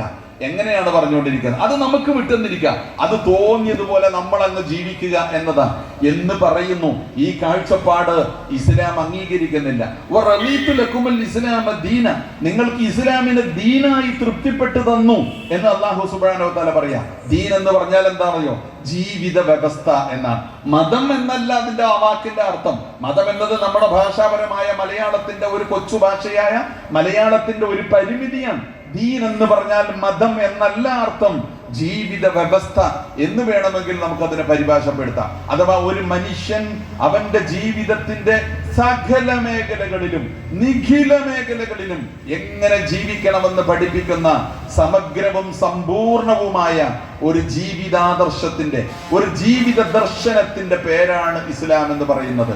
അത് പള്ളിയും പ്രാർത്ഥനയും മാത്രമല്ല, ആരാധനയും മനുഷ്യനും ദൈവവും തമ്മിലുള്ള സ്വകാര്യ ഇടപാടും മാത്രമല്ല, ഒരു മനുഷ്യൻ ജനിച്ചു മരിക്കുന്നതുവരെ അവന്റെ ജീവിതത്തിലുടനീളം അവനാവശ്യമായ നിയമനിർദ്ദേശങ്ങൾ നൽകുന്ന സമഗ്രവും സമ്പൂർണവുമായ ഒരു ജീവിത ദർശനമാണ് മതമെന്ന് പറയുന്നത്. ശിശുത്തൊട്ടിൽ മുതൽ ശവക്കട്ടിൽ വരെ, ശിശുത്തൊട്ടിൽ മുതൽ ശവക്കട്ടിൽ വരെ, അടുക്കള മുതൽ അന്താരാഷ്ട്ര തലം വരെ ഈ മതം എന്ന് പറയുന്ന, ഈ ദീൻ എന്ന് പറയുന്ന ജീവിത വ്യവസ്ഥ മനുഷ്യനെ ചൂഴ്ന്നു നിൽക്കുന്നു എന്നതാണ്. വ്യക്തി ജീവിതത്തെ കുറിച്ച് അതിൽ ധാരാളം നിയമനിർദ്ദേശങ്ങളുണ്ട്, നമുക്ക് കാണാൻ സാധിക്കും അല്ലെ? ഇസ്ലാമിലേക്ക് നമ്മൾ നോക്കുക, ഇസ്ലാം ഒരു മതമാണോ അതല്ല അത് ദീനാണോ? അതാണ് ഇപ്പൊ ഞാൻ നിങ്ങളോട് ചോദിക്കാൻ ഉദ്ദേശിക്കുന്നത്. മതം എന്ന് പറയുമ്പോൾ ആ പരിമിതമായ അർത്ഥമാണെങ്കിൽ ഇസ്ലാം മതമല്ല, പിന്നെയോ ഇസ്ലാം ദീനാണ്, ജീവിത വ്യവസ്ഥയാണ്. ഒരു മനുഷ്യൻ ജനിച്ചു മരിക്കുന്നത് വരെ അല്ലെ, അവന്റെ വ്യക്തി ജീവിതത്തിലുള്ള എല്ലാ കാര്യങ്ങളും അത് പഠിപ്പിക്കുന്നുണ്ട്. പ്രാഥമിക കാര്യങ്ങൾ അല്ലെ, ഒരാൾ രാവിലെ ഉണർന്നെഴുന്നേൽക്കുന്നത് എങ്ങനെയാണ്, ഉണർന്നെഴുന്നേൽക്കുന്നത് എങ്ങനെയാണെന്ന് എങ്ങനെ എഴുന്നേൽക്കണം എന്ന് പഠിപ്പിക്കുന്നു. എന്നിട്ട് അവന്റെ പ്രാഥമിക കാര്യങ്ങൾ അവൻ എങ്ങനെയാണ് നിർവഹിക്കേണ്ടതെന്ന് പഠിപ്പിക്കുന്നു. അങ്ങനെ മുന്നോട്ട് പോകുന്നു. വ്യക്തി ജീവിതത്തിലുള്ള കാര്യങ്ങളും, ഭക്ഷണം കഴിക്കുന്നതിനെ കുറിച്ച്, വസ്ത്രം ധരിക്കുന്നതിനെ കുറിച്ച്, നടക്കുന്നതിനെ കുറിച്ച്, ഇരിക്കുന്നതിനെ കുറിച്ച്, ടോയ്ലറ്റിൽ പോകുന്നതിനെ കുറിച്ച് പോലും, തുപ്പുന്നതിനെ കുറിച്ച് പോലും കൃത്യമായ നിയമനിർദ്ദേശങ്ങൾ നൽകിയിട്ടുണ്ട് ഈ ദീൻ. അതാണ് ഇസ്ലാമിന്റെ പ്രത്യേകത എന്ന് പറയുന്നത്. അപ്പൊ വ്യക്തി ജീവിതം, പിന്നെ കുടുംബ ജീവിതത്തിലേക്ക് നോക്കൂ. കുടുംബജീവിതം വിശാലമായിട്ട് കിടക്കല്ലേ.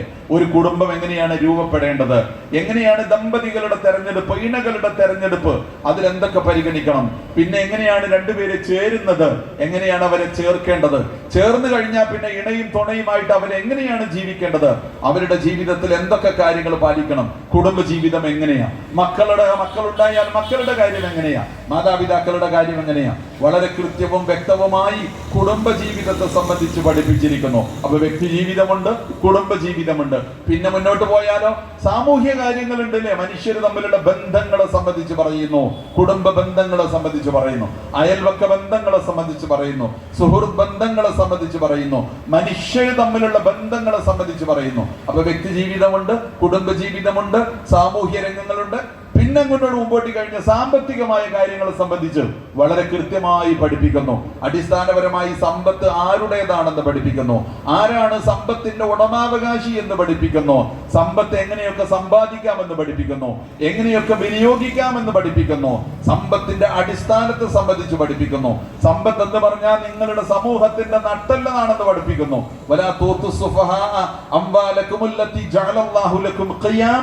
നിങ്ങളുടെ നട്ടെല്ലായിട്ട്, സമൂഹത്തിന്റെ നട്ടെല്ലായിട്ട്, നിങ്ങളുടെ നിലനിൽപ്പായിട്ട് അല്ലാഹു സുബ്ഹാനഹു വ തആല തീരുമാനിച്ച സമ്പത്തിനെ അവിവേകികളുടെ കയ്യിൽ ഏൽപ്പിക്കരുതെന്ന് പറയുന്നു. എന്നിട്ട് സമ്പത്ത് വിനിയോഗത്തെ സംബന്ധിച്ചും സമ്പാദനത്തെ സംബന്ധിച്ചും വളരെ കൃത്യമായ നിയമനിർദ്ദേശങ്ങൾ നൽകുന്നു. അതിലേറ്റവും പ്രധാനപ്പെട്ട ഒന്ന് സമൂഹത്തിന്റെ സുഭിക്ഷതയുമായി ബന്ധപ്പെട്ടതാ. സമൂഹത്തിൽ ദാരിദ്ര്യം അവസാനിപ്പിക്കാൻ, പട്ടിണി അവസാനിപ്പിക്കാൻ, സാമ്പത്തിക നീതി പുലരാൻ, മനുഷ്യരിവിടെ അല്ലലും അലട്ടുമില്ലാതെ പരമാവധി സമാധാനത്തോടുകൂടി ജീവിക്കാൻ ആവശ്യമായ സാമ്പത്തിക ക്രമീകരണങ്ങൾ ഉണ്ടാക്കാനുള്ള നിയമങ്ങൾ നൽകിയിരിക്കുന്നു. അതാണ് സക്കാത്ത് എന്ന് പറഞ്ഞ, ഉള്ളവനിൽ നിന്ന് എടുത്ത് ഇല്ലാത്തവന് കൊടുക്കുന്ന സംവിധാനമാണ് സക്കാത്ത് എന്ന് പറയുന്നത്. ഉള്ളവന്റെ സമ്പത്തിൽ ഇല്ലാത്തവന് അവകാശം നിശ്ചയിച്ചതാണ് സക്കാത്ത് എന്ന് പറയുന്നത്.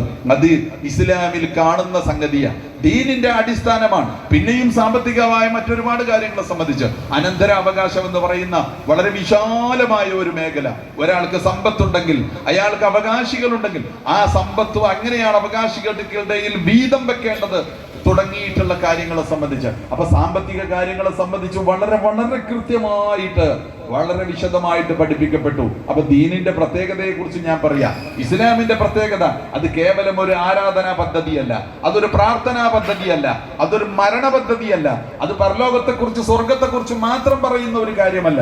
ഭൂമിയിൽ ജീവിക്കുന്ന മനുഷ്യന്റെ ജീവിതത്തിന്റെ സകല മേഖലകളിലേക്കും ആവശ്യമായ നിയമനിർദ്ദേശങ്ങൾ നൽകുന്ന ഒരു ജീവിത വ്യവസ്ഥയാണ്. സമഗ്രവും സമ്പൂർണവുമായ ഒരു ജീവിത വ്യവസ്ഥയാണ്.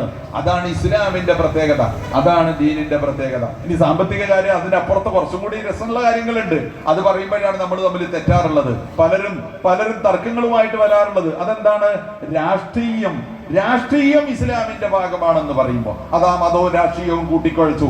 അതാണ് ഞങ്ങൾ പറയുന്നത് മതരാഷ്ട്രവാദികളെന്ന്. ഇപ്പൊ പറഞ്ഞില്ലേ, മതത്തിന്റെ ഇസ്ലാമിന്റെ ഭാഗമാണ് രാഷ്ട്രീയം എന്ന് പറഞ്ഞാൽ രാഷ്ട്രീയവും ഇസ്ലാമിന്റെ ഭാഗമാണെന്നും അതിൽ ഉൾക്കൊള്ളുന്ന ഒന്നാണെന്നും പറഞ്ഞാൽ അപ്പോ അവിടെയാണ് ആക്ഷേപം വരുന്നത്. മതവും രാഷ്ട്രീയവും കൂട്ടിക്കുഴച്ചു. ഇസ്ലാമിൽ രാഷ്ട്രീയവും ഉണ്ട് പ്രിയപ്പെട്ടവരെ. വ്യക്തി ജീവിതം മാത്രമല്ല, കുടുംബജീവിതം, സാമൂഹ്യ രംഗം, സാമ്പത്തിക രംഗം, രാഷ്ട്രീയ രംഗം. രാഷ്ട്രീയം എന്ന് പറഞ്ഞാൽ എന്താണ്? രാഷ്ട്രീയം എന്ന് പറഞ്ഞാൽ ഒരു രാഷ്ട്രം എങ്ങനെ ഭരിക്കണം എന്നതാ, ഒരു രാജ്യം എങ്ങനെ ഭരിക്കണം, ആര് ഭരിക്കണം എന്നതാ.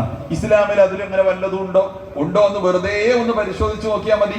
വെറുതെ ഒന്ന് ഖുർആൻ വായിച്ചു നോക്കിയാൽ മതി. വിശുദ്ധ ഖുർആനിൽ ചുരുങ്ങിയത് 200 ആയത്തുകളെങ്കിലും രാഷ്ട്രീയമായ കാര്യങ്ങൾ പരാമർശിക്കുന്ന ആയത്തുകളാണ്. 200 ആയത്തുകളെങ്കിലും ഖുർആനിൽ രാഷ്ട്രീയമായ കാര്യങ്ങൾ പരാമർശിക്കുന്ന ആയത്തുകളാണ്. പിന്നെയോ ആ വിശുദ്ധ ഖുർആനിനെ പ്രായോഗികമായി പഠിപ്പിക്കാൻ വേണ്ടി വന്ന പ്രവാചകൻ മുഹമ്മദ് നബി സല്ലല്ലാഹു അലൈഹി വസല്ലമ തിരുമേനി സല്ലല്ലാഹു അലൈഹി വസല്ലമയുടെ ജീവിതത്തിന്റെ, പ്രവാചക ജീവിതത്തിന്റെ 23 കൊല്ലക്കാലത്തിൽ 10 കൊല്ലക്കാലവും തനി രാഷ്ട്രീയ ജീവിതമാണ് നമ്മുടെ ഭാഷയിൽ പറഞ്ഞ പ്രവാചകൻ സല്ലല്ലാഹു അലൈഹി വസല്ലമ നയിച്ചത്. എന്ന് പറഞ്ഞാൽ ഒരു രാഷ്ട്രത്തിന്റെ നേതാവായി. രാഷ്ട്രീയം എന്ന് പറഞ്ഞാൽ ഒരു രാജ്യം ആര് ഭരിക്കണം, എങ്ങനെ ഭരിക്കണം, എന്തായിരിക്കണം അവിടുത്തെ നിയമങ്ങൾ, അതാണ് രാഷ്ട്രീയം എന്ന് പറഞ്ഞാൽ. അങ്ങനെയാണെങ്കിൽ നബി സല്ലല്ലാഹു അലൈഹി വസല്ലം തിരുമേനി മദീനയിൽ ഒരു രാഷ്ട്രം സ്ഥാപിച്ചു. ആ രാഷ്ട്രത്തിന്റെ നായകനായി 10 കൊല്ലക്കാലം റസൂലുള്ളാഹി സ്വല്ലല്ലാഹു അലൈഹി വസല്ലം തിരുമേനി രാജ്യം ഭരിച്ച ഭരണാധികാരിയാണ്. അങ്ങനെ ഒരു രാജ്യം, ആ ഒരു രാജ്യത്ത് അന്നത്തെ കാലത്ത് 14 നൂറ്റാണ്ട് മുമ്പ് ഒരു രാഷ്ട്ര സംവിധാനത്തിൽ എന്തൊക്കെ കാര്യങ്ങൾ ഉണ്ടാക്കാൻ സാധിക്കുമോ ആ നിയമങ്ങളും ആ വ്യവസ്ഥകളും ഒക്കെ ഉണ്ടാക്കിയിട്ട് മനോഹരമായ ഒരു ദാറുൽ ഇസ്ലാം സ്ഥാപിച്ചിട്ട് ആ പ്രവാചകൻ ലോകത്തോട് വിട പറഞ്ഞത്. ആ പ്രവാചകൻ സ്വല്ലല്ലാഹു അലൈഹി വസല്ലം തിരുമേനി ലോകത്തോട് വിട പറഞ്ഞു കഴിഞ്ഞപ്പോ അടുത്ത നേതാവിനെ സത്യവിശ്വാസികൾ മുസ്ലിങ്ങൾ തെരഞ്ഞെടുത്തു. ആ തെരഞ്ഞെടുത്ത നേതാവ് എന്തിന്റെ നേതാവായിരുന്നു എന്ന് വെച്ചാൽ പള്ളിയിലെ ഇമാമിന്റെ നേതാവായിരുന്നില്ല. പള്ളിയിൽ ഇമാമില്ലാത്തതുകൊണ്ട് നബി മരിച്ചില്ലേ, നമുക്കിനി ഹുദബക്കും ഇമാമത്തിനോ ആളില്ല, അതുകൊണ്ട് നമുക്ക് അടുത്ത നേതാവ് വേണമെന്ന് പറഞ്ഞ് അബൂബക്കർ സിദ്ദീഖിനെ തെരഞ്ഞെടുത്തതാണോ? അല്ല. അബൂബക്കർ സിദ്ദീഖ് റളിയല്ലാഹു അൻഹു രാഷ്ട്രത്തിന്റെ നായകനായിട്ടാണ് തിരഞ്ഞെടുക്കപ്പെട്ടത്. അതോടൊപ്പം രാഷ്ട്രത്തിന്റെ നായകൻ തന്നെയാണ് പള്ളിയിലെ ഇമാമും. നബി സല്ലല്ലാഹു അലൈഹി വസല്ലം തിരുമേനി 10 കൊല്ലക്കാലം മദീനയിൽ രാഷ്ട്രനായകനായിട്ട് ജീവിച്ചപ്പോ ആ പള്ളിയിലെ ഇമാമും പ്രവാചകൻ സല്ലല്ലാഹു അലൈഹി വസല്ലം തന്നെയാണ്.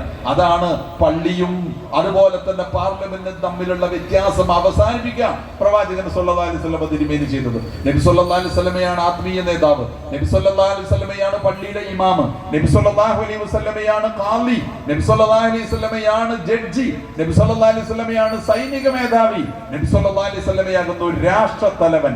ഇങ്ങനെ ജീവിതത്തെ വിഭജിക്കാൻ കഴിയാത്ത വിധം ഒരേകമായിട്ട് കണ്ടിട്ട് ആ ജീവിതത്തിലുടനീളം ആവശ്യമായ നിയമനിർദ്ദേശങ്ങൾ നൽകി. ഇപ്പൊ മതം, രാഷ്ട്രം വേറെ, മതം വേറെ, എന്താ പറയാ, രാഷ്ട്രീയം വേറെ, മതം വേറെ, ദീന് വേറെ, ദുനിയാവ് വേറെ എന്നൊക്കെ പറയുന്ന ആളുകളുണ്ട്. അവരോട് ചിലപ്പോൾ നമ്മൾ ചോദിക്കാറുണ്ട്, അപ്പൊ നിങ്ങൾ ഇസ്ലാമിൽ രാഷ്ട്രീയം ഇല്ല എന്ന് പറയുമ്പോൾ രാഷ്ട്രവും രാഷ്ട്രീയമൊക്കെ ദുനിയാവിന്റെ കാര്യങ്ങളാണ്, അത് നമുക്ക് വിട്ടു തന്നിരിക്കാം, അത് നമുക്ക് തോന്നിയ പോലെ ചെയ്യാം, അത് നമ്മൾ ഖുർആനിലേക്ക് നോക്കണ്ട എന്നൊക്കെ നമ്മൾ പറയുമ്പോൾ എന്തുമാത്രം അപകടകരമായ വർത്താനാണ് പറയുന്നത്, എത്രത്തോളം മോശപ്പെട്ട വർത്താനാണ് പറയുന്നത് അറിയോ? അതിന് ഉദാഹരണമൊക്കെ പറഞ്ഞു കേട്ടാൽ നമ്മൾ ഞെട്ടിപ്പോകും. എന്താ പറഞ്ഞറിയോ? ഇസ്ലാമില് രാഷ്ട്രീയം അന്വേഷിക്കുന്നവർ, ഇസ്ലാമിൽ രാഷ്ട്രീയം അന്വേഷിക്കുന്നവർ, ഖുർആനിൽ രാഷ്ട്രീയം തിരയുന്നവർ, പ്രവാചകൻ സല്ലല്ലാഹു അലൈഹി വസല്ലമയുടെ ജീവിതത്തിലെ രാഷ്ട്രവും രാഷ്ട്രീയവും രാഷ്ട്ര നിയമങ്ങളും അന്വേഷിക്കുന്നവർ, അവരുടെ ഉദാഹരണമായിട്ട് ഈ സഹോദരന്മാർ പറയാണ്. ഇത് തെറ്റിദ്ധരിച്ചിട്ട് പറയാണോ അതോ ബോധപൂർവം പറയാണോ നമുക്കറിയില്ല. മീൻ വാങ്ങാൻ വേണ്ടി ആരും ജ്വല്ലറിയിൽ പോവാറില്ല. നിങ്ങൾ ആരെങ്കിലും കേട്ടിട്ടുണ്ടോ? മത്സ്യം വാങ്ങാൻ വേണ്ടി ആരും ജ്വല്ലറിയിൽ പോകാറില്ല. എന്താ മത്സ്യം? മത്സ്യം എന്ന് പറയുന്നത് രാഷ്ട്രീയം പിന്നെ എന്താ പറയാ, ഈ പറഞ്ഞ സംഗതികൾ അത് വാങ്ങാൻ വേണ്ടി ആരും എന്തില്ല, ജ്വല്ലറിയിൽ പോകാറില്ല. തിരിച്ചാണ് പറഞ്ഞത്, സ്വർണം വാങ്ങാൻ വേണ്ടി ആരും മീൻ മാർക്കറ്റിൽ പോകാറില്ല. സ്വർണം വാങ്ങാൻ വേണ്ടി സ്വർണം എന്ന് പറഞ്ഞാൽ രാഷ്ട്രീയം, മീൻ മാർക്കറ്റ് എന്ന് പറഞ്ഞാൽ അതിപ്പോ ദീന അല്ലേ? അപ്പൊ മതത്തിൽ രാഷ്ട്രത്തിന്റെ രാഷ്ട്രീയ നിയമങ്ങൾ അന്വേഷിച്ചിട്ട് അതിലാരും മതത്തിലേക്കോ മതഗ്രന്ഥങ്ങളിലേക്കോ തിരിയാറില്ല, അന്വേഷിക്കാറില്ല. അതാണ് നിങ്ങൾ സ്വർണം വാങ്ങാൻ ഈ മാർക്കറ്റിൽ പോവാറില്ല എന്ന് പറഞ്ഞ അതൊക്കെ ദുനിയാവിന്റെ കാര്യങ്ങളാണ്. ഞാൻ അതിലേക്ക് വിശദമായിട്ട് കടന്നു പോകുമല്ല, മറ്റു ചില കാര്യങ്ങളും കൂടെ പറഞ്ഞ് അവസാനിപ്പിക്കേണ്ടതുണ്ട്. അപ്പൊ എന്താ പറഞ്ഞെന്ന് വെച്ച് കഴിഞ്ഞാൽ ഈ ദീനിന്റെ പ്രത്യേകത എന്താ? ദീനിന്റെ പ്രത്യേകത എന്ന് പറഞ്ഞാൽ മനുഷ്യ ജീവിതത്തെ ഒന്നായിട്ട് കാണുന്നു. അത് ഇസ്ലാമിന്റെ പ്രത്യേകത അതാണ്. അതൊരു മതമല്ല, വെറും മതമല്ല, ഇപ്പറഞ്ഞ അർത്ഥത്തിലുള്ള പാരമ്പര്യ മതമല്ല, പ്രാർത്ഥനാ മതമല്ല, ആരാധനാ മതമല്ല, ആത്മീയതയിൽ ഒതുങ്ങി നിൽക്കുന്ന മാത്രം മതമല്ല. പടച്ചവനും മനുഷ്യനും തമ്മിലുള്ള, ദൈവവും മനുഷ്യനും തമ്മിലുള്ള സ്വകാര്യ ഇടപാട്, സാമൂഹ്യ രാഷ്ട്രീയ സാമ്പത്തിക കാര്യങ്ങളിലൊന്നും നിയമനിർദ്ദേശങ്ങളില്ലാത്ത, അഭിപ്രായങ്ങളില്ലാത്ത, ഇടപെടാത്ത ഒരു ശുദ്ധ പാവം പച്ചവെള്ളം പിടിച്ച മതം. ആ മതമല്ല ഇസ്ലാം. അത് സമഗ്രവും സമ്പൂർണവുമായ ഒരു ജീവിത പദ്ധതിയാണെന്ന് പറയാൻ വേണ്ടിയിട്ടാണ് ഞാനിത് പറഞ്ഞത്. അത് പഠിപ്പിച്ച വേദഗ്രന്ഥം വിശുദ്ധ ഖുർആനും അത് പ്രായോഗികമായിട്ട് മനുഷ്യ സമൂഹത്തിൽ കാണിച്ചു കൊടുത്ത, പ്രയോഗിച്ച് കാണിച്ചു കൊടുത്ത പ്രവാചകൻ സ്വല്ലല്ലാഹു അലൈഹി വസല്ലമയും അങ്ങനെയാണ് നമ്മളെ പഠിപ്പിച്ചത്. അപ്പൊ നമ്മൾ ഉൾക്കൊള്ളുന്ന ദീൻ ഏതാണെന്ന് ചോദിച്ചാൽ, നമ്മൾ ഉൾക്കൊള്ളുന്ന ഇസ്ലാം ഏതാണെന്ന് ചോദിച്ചാൽ, ഇങ്ങനെ പ്രവാചകന്മാരിലൂടെ പൂർത്തീകരിക്കപ്പെട്ട അന്ത്യപ്രവാചകൻ സമ്പൂർണമായിട്ട് കാണിച്ചു തന്ന ഇസ്ലാമിനെ നിങ്ങൾക്ക് ദീനായി തൃപ്തിപ്പെട്ടു തന്നിരിക്കുന്നു എന്ന് പറഞ്ഞ ഈ ആദർശത്തെയാണ് ജമാഅത്തെ ഇസ്ലാമി ഉൾക്കൊണ്ടിരിക്കുന്നത് എന്നതാണ്. അതാണ് ജമാഅത്തെ ഇസ്ലാമിയുടെ പ്രത്യേകത. അത് വെച്ചിട്ട് അതിന്റെ സന്ദർഭങ്ങളും സാഹചര്യങ്ങളും വളച്ചൊടിച്ചിട്ട് ഈ പറഞ്ഞ രൂപത്തിലൊക്കെ പറഞ്ഞ കാര്യങ്ങള് സന്ദർഭത്തിൽ നിന്ന് അടർത്തിയെടുത്തിട്ടാണ് ജമാഅത്തെ ഇസ്ലാമിയെ സംബന്ധിച്ച് മതരാഷ്ട്രവാദം അല്ലെങ്കിൽ ഈ പറഞ്ഞ സംഗതികൾ ആരോപിച്ചുകൊണ്ടിരിക്കുന്നത്. അപ്പൊ ചോദിക്കണം, അപ്പൊ നിങ്ങൾക്ക് രാഷ്ട്ര കാഴ്ചപ്പാടുണ്ടല്ലേ, അപ്പൊ നിങ്ങൾക്ക് ഒരു രാഷ്ട്രീയ കാഴ്ചപ്പാടുണ്ടല്ലേ? ആ ഉണ്ട്, ഞങ്ങൾക്ക് രാഷ്ട്ര കാഴ്ചപ്പാടുണ്ട്, രാഷ്ട്രീയ കാഴ്ചപ്പാടുണ്ട്.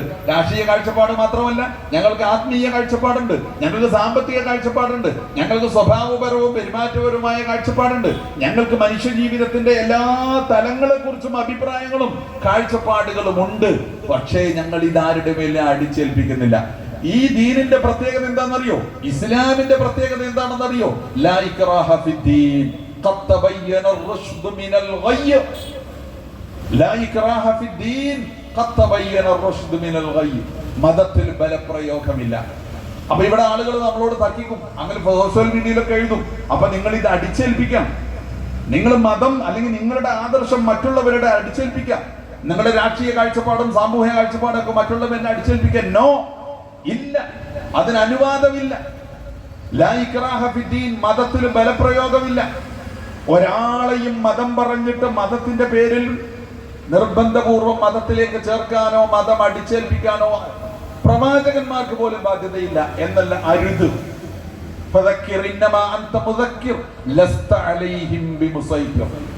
പ്രവാചകരെ ഓർമ്മപ്പെടുത്തുക, പറയുക, വളരെ ശാന്തവും സമാധാനപരമായ രൂപത്തിൽ ഇത് പറയുക. അത് പറഞ്ഞിട്ട് ആളുകൾക്ക് ബോധ്യം വരാ, അല്ലെങ്കിൽ അവർക്ക് തള്ള. ഇമ്മ ഷാക്കിറ ഇമ്മ കഫൂറ. ഒന്നുകിൽ മനുഷ്യർക്ക് സ്വീകരിക്കാം, അല്ലെങ്കിൽ അവർക്ക് തള്ളിക്കളയാം, അത്രേ ഉള്ളൂ. അല്ലാതെ മനുഷ്യരുടെ പേരിൽ ആത്മതൃഷ അടിച്ചേൽപ്പിക്കൂല. ജമാഅത്തെ ഇസ്ലാമി വിശ്വസിക്കുന്ന ദീൻ സമഗ്രവും സമ്പൂർണവുമായ ദീൻ. ഈ ദീൻ മനുഷ്യരുടെ മേലെ നമ്മൾ അടിച്ചേൽപ്പിക്കോ? ഇതിന്റെ ആത്മീയ തലം, ആരാധന അള്ളാഹുവിന് മാത്രം, പ്രാർത്ഥന അള്ളാഹുവിന് മാത്രം നമ്മൾ അടിച്ചേൽപ്പിക്കോ? മറ്റുള്ള മനുഷ്യർക്ക് മറ്റുള്ളവരുടെ വിശ്വാസം അനുസരിച്ച് പ്രാർത്ഥിക്കാനും ആരാധിക്കാനുമുള്ള അവകാശത്തെ നമ്മൾ ചോദ്യം ചെയ്യോ? ഇല്ല. ഇസ്ലാമിക സംവിധാനത്തിൽ അങ്ങനെ ചോദ്യം ചെയ്യപ്പെടാൻ പാടില്ല.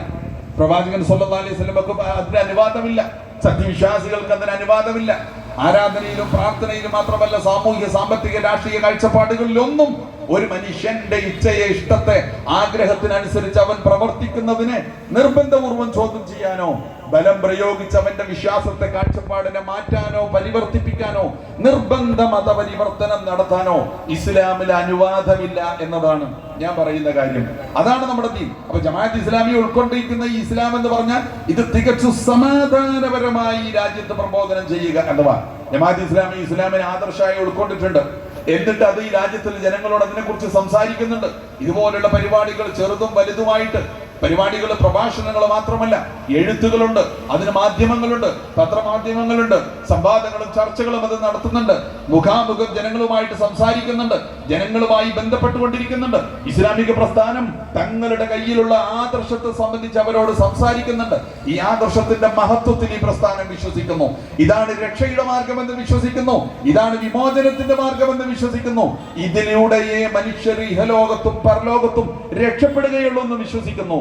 എന്നാൽ ആ വിശ്വാസം ഒരാളുടെ പേരും അടിച്ചേൽപ്പിക്കാൻ ഇസ്ലാമിക പ്രസ്ഥാനം ശ്രമിക്കുന്നില്ല. അതിന് പാടില്ല, അത് അനുവദിക്കപ്പെട്ടിട്ടില്ല.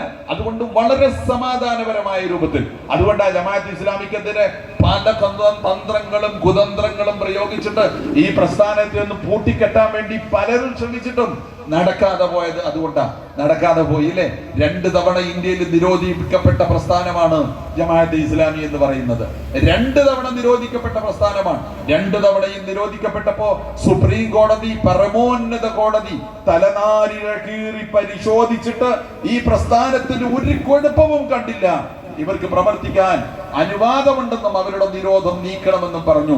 ജമാഅത്ത് ഇസ്ലാമി ഈ രാജ്യത്ത് സമാധാനത്തിന് വിരുദ്ധമായിട്ട്, ജനാധിപത്യത്തിന് വിരുദ്ധമായിട്ട്, മനുഷ്യന്റെ സ്വാതന്ത്ര്യത്തിന് വിരുദ്ധമായിട്ട് എന്തെങ്കിലും ഒന്ന് ആരുടെയെങ്കിലും പേരിൽ അടിച്ചേൽപ്പിക്കുന്ന രൂപത്തിൽ ഒരു വാക്ക് പറഞ്ഞിട്ടില്ല, ഒരു വാക്ക് എഴുതിയിട്ടില്ല, ഒരു പ്രവർത്തനം നടത്തിയിട്ടില്ല. സമാധാനത്തിൽ വിശ്വസിക്കുന്നു. ഇന്ത്യ രാജ്യത്ത് പ്രവർത്തിച്ചുകൊണ്ടിരിക്കുന്ന വ്യവസ്ഥാപിതമായ ഒരു ഭരണഘടനയുള്ള, ഒരു ജനാധിപത്യ സംവിധാനമുള്ള ഈ രാജ്യത്ത് പ്രവർത്തിച്ചുകൊണ്ടിരിക്കുന്ന പ്രസ്ഥാനം ആ ഭരണഘടനയെ മാനിക്കുകയും അംഗീകരിക്കുകയും ആദരിക്കുകയും ചെയ്യുന്നു.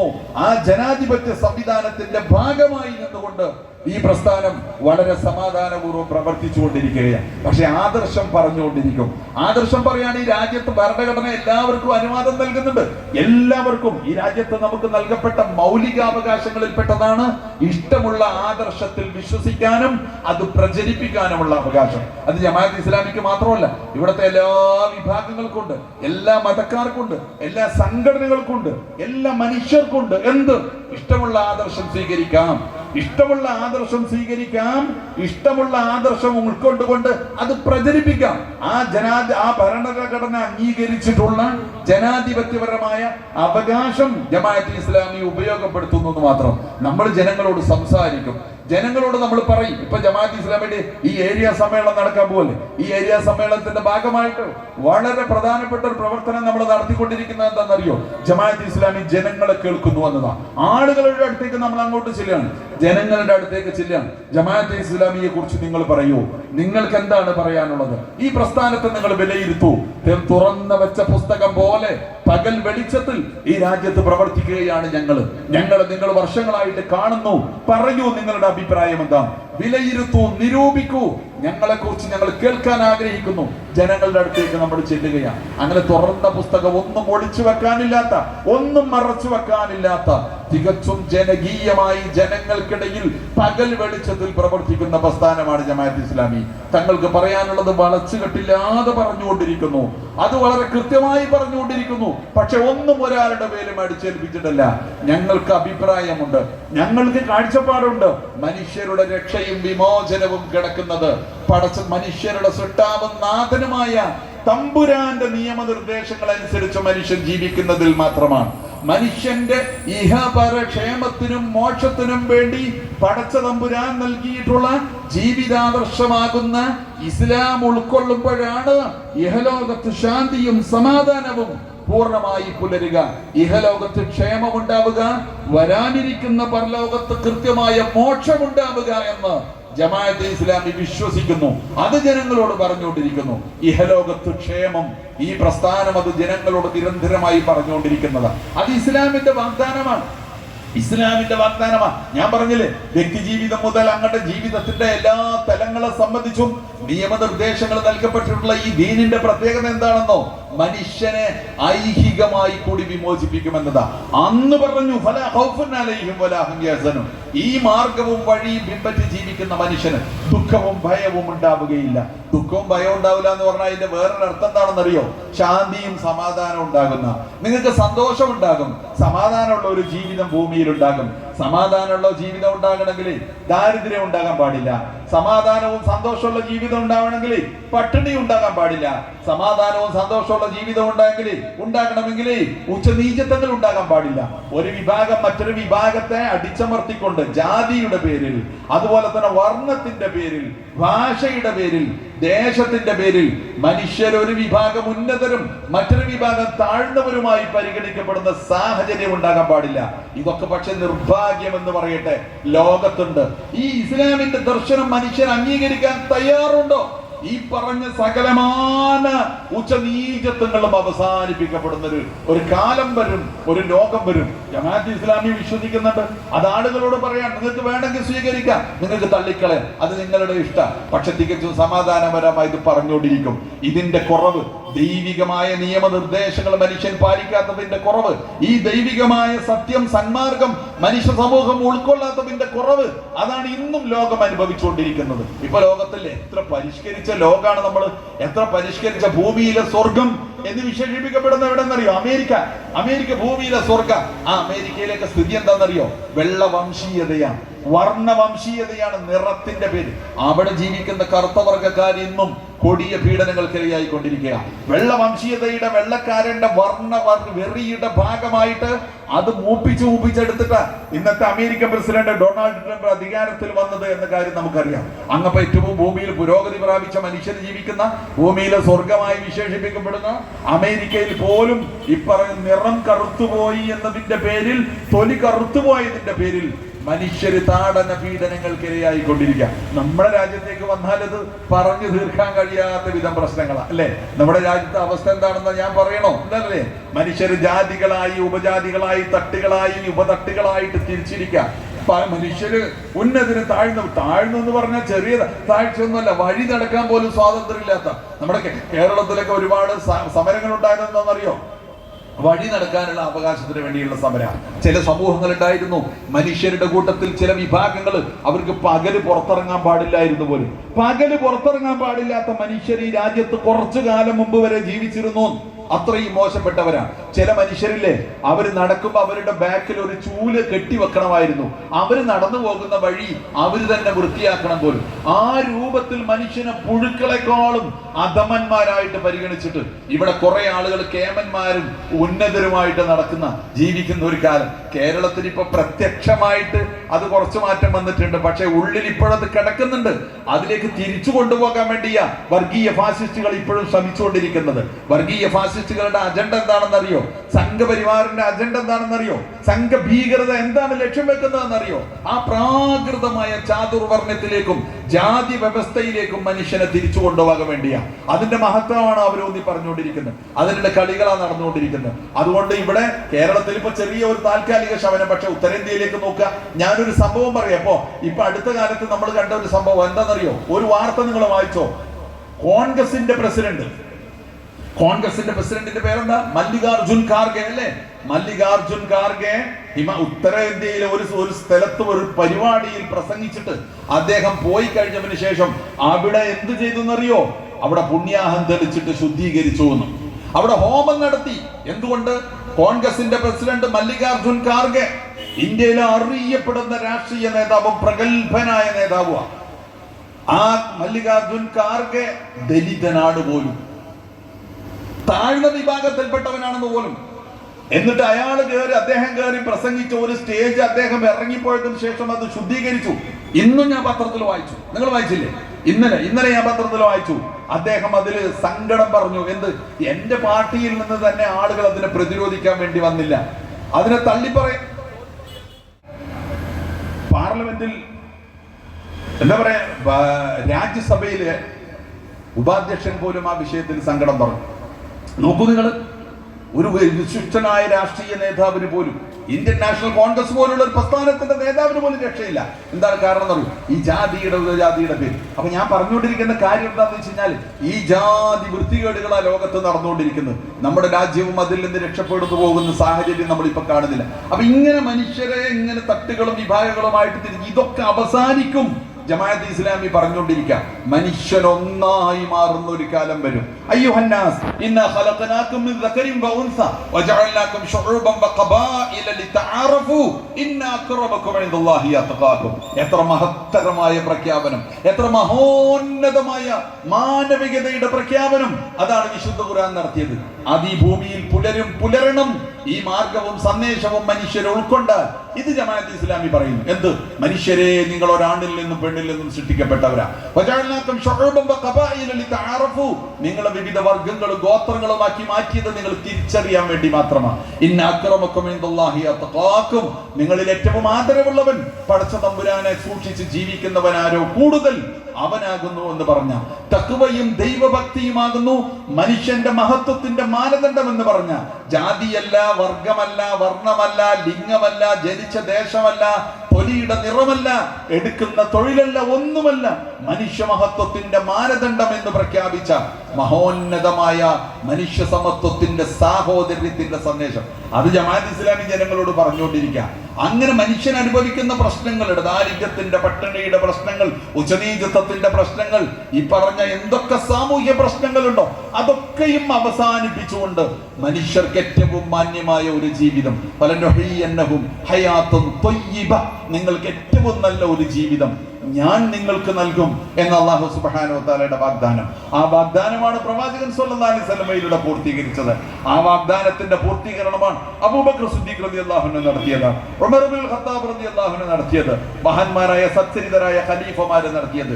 സക്കാത്ത് വാങ്ങാൻ പോലും നാട്ടിൽ ആളില്ലാത്ത വിധം ദാരിദ്ര്യവും പട്ടിണിയും ദുരിതവും നാട്ടിൽ നിന്ന് തുടച്ചു നീക്കപ്പെടുകയും മനുഷ്യരൊക്കെയും ഏകോദര സഹോദരങ്ങളായി തുല്യരായി ജീവിക്കുകയും ചെയ്ത മഹത്തായ ഒരു ചരിത്രവും ഒരു പാരമ്പര്യവും മനുഷ്യ സമൂഹത്തിനുണ്ട്.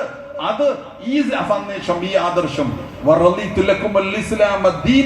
എന്ന് പറയുന്ന വിശ്വാസത്തിന്റെ അടിസ്ഥാനത്തിൽ, ആദർശത്തിന്റെ അടിസ്ഥാനത്തിൽ മനുഷ്യർ ജീവിച്ച കാലത്താണ് ഇത് ജമാഅത്ത് ഇസ്ലാമി പറഞ്ഞുകൊണ്ടിരിക്കുക. ഇതൊക്കെ പറയുമ്പോഴും പറയട്ടോ, ഇതൊക്കെ നിങ്ങൾക്ക് വേണമെങ്കിൽ എടുത്താൽ മതി, നിങ്ങൾ വേണമെങ്കിൽ കേട്ടാൽ മതി. ഞങ്ങളിത് പറയാണ്, ഇത് പറയാനുള്ള ബാധ്യത ഞങ്ങൾക്കുണ്ട്.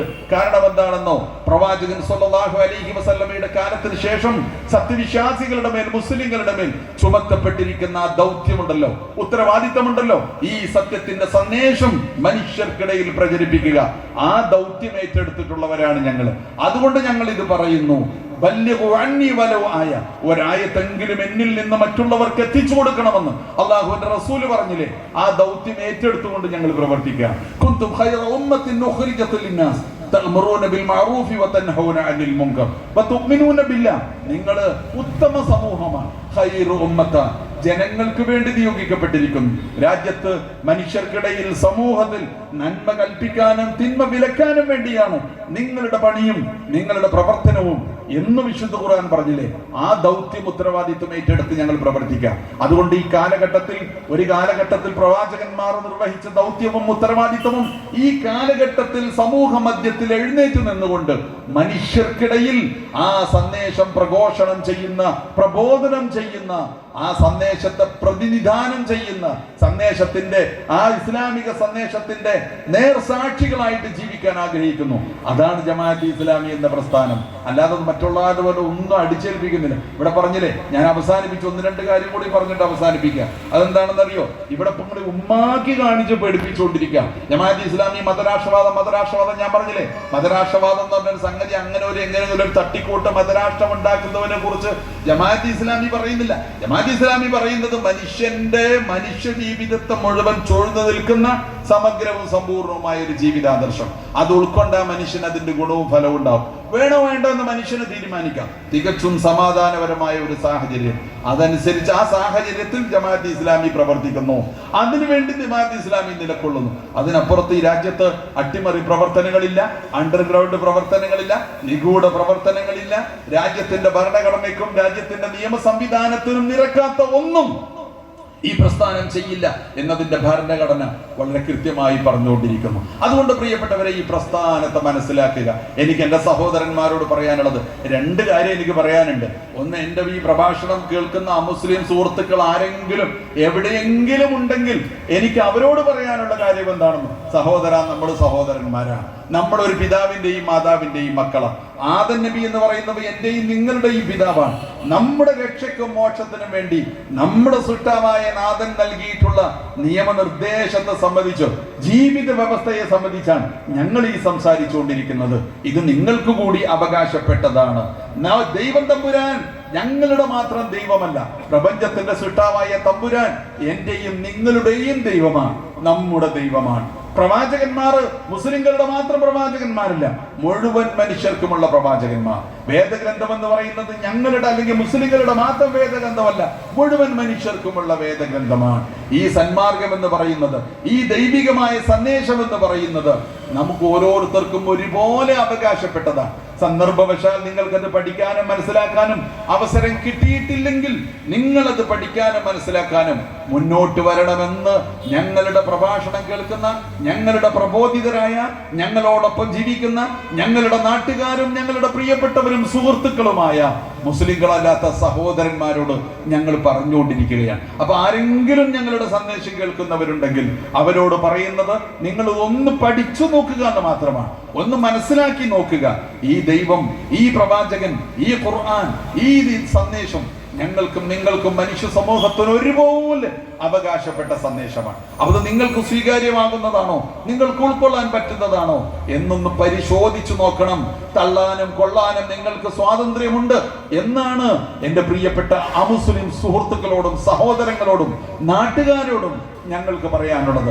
എന്റെ സംസാരം കേൾക്കുന്ന ആരെങ്കിലും ഉണ്ടെങ്കിൽ അവരോടായിട്ട് ഞാൻ ഇത് പറയുകയാണ്. ആ കാര്യത്തിലേക്ക് ഞാൻ നീണ്ട് കടന്നു പോകുന്നില്ല, അവസാനിപ്പിക്കുകയാണ്. മുസ്ലിം സഹോദരങ്ങളോട് കൂടി ഒരു കാര്യം പറയാനുണ്ട്.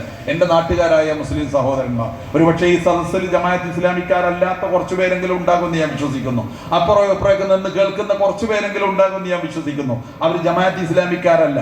ജമാഅത്ത് ഇസ്ലാമിക്കാരാകുമ്പോൾ എന്താണ് എന്ന് വെച്ച് കഴിഞ്ഞാൽ, ഈ കാര്യങ്ങളെ സംബന്ധിച്ച് കുറച്ചുകൂടിയൊക്കെ കേട്ട് പഠിച്ചു മനസ്സിലാക്കി ഒരു ബോധം അവർക്കുണ്ടാകും എന്ന് സാമാന്യമായിട്ട് പ്രതീക്ഷിക്കാം. എന്നാൽ ജമാഅത്ത് ഇസ്ലാമിക്കാരല്ലാത്ത മറ്റു സഹോദരങ്ങളില്ലേ, അല്ലെങ്കിൽ ഇസ്ലാമിക സമൂഹമില്ലേ, മുസ്ലിം ഉമ്മത്തില്ലേ, ആ ഉമ്മത്തിനോട് നമുക്ക് ഒരു കാര്യം പറയാനുണ്ട്.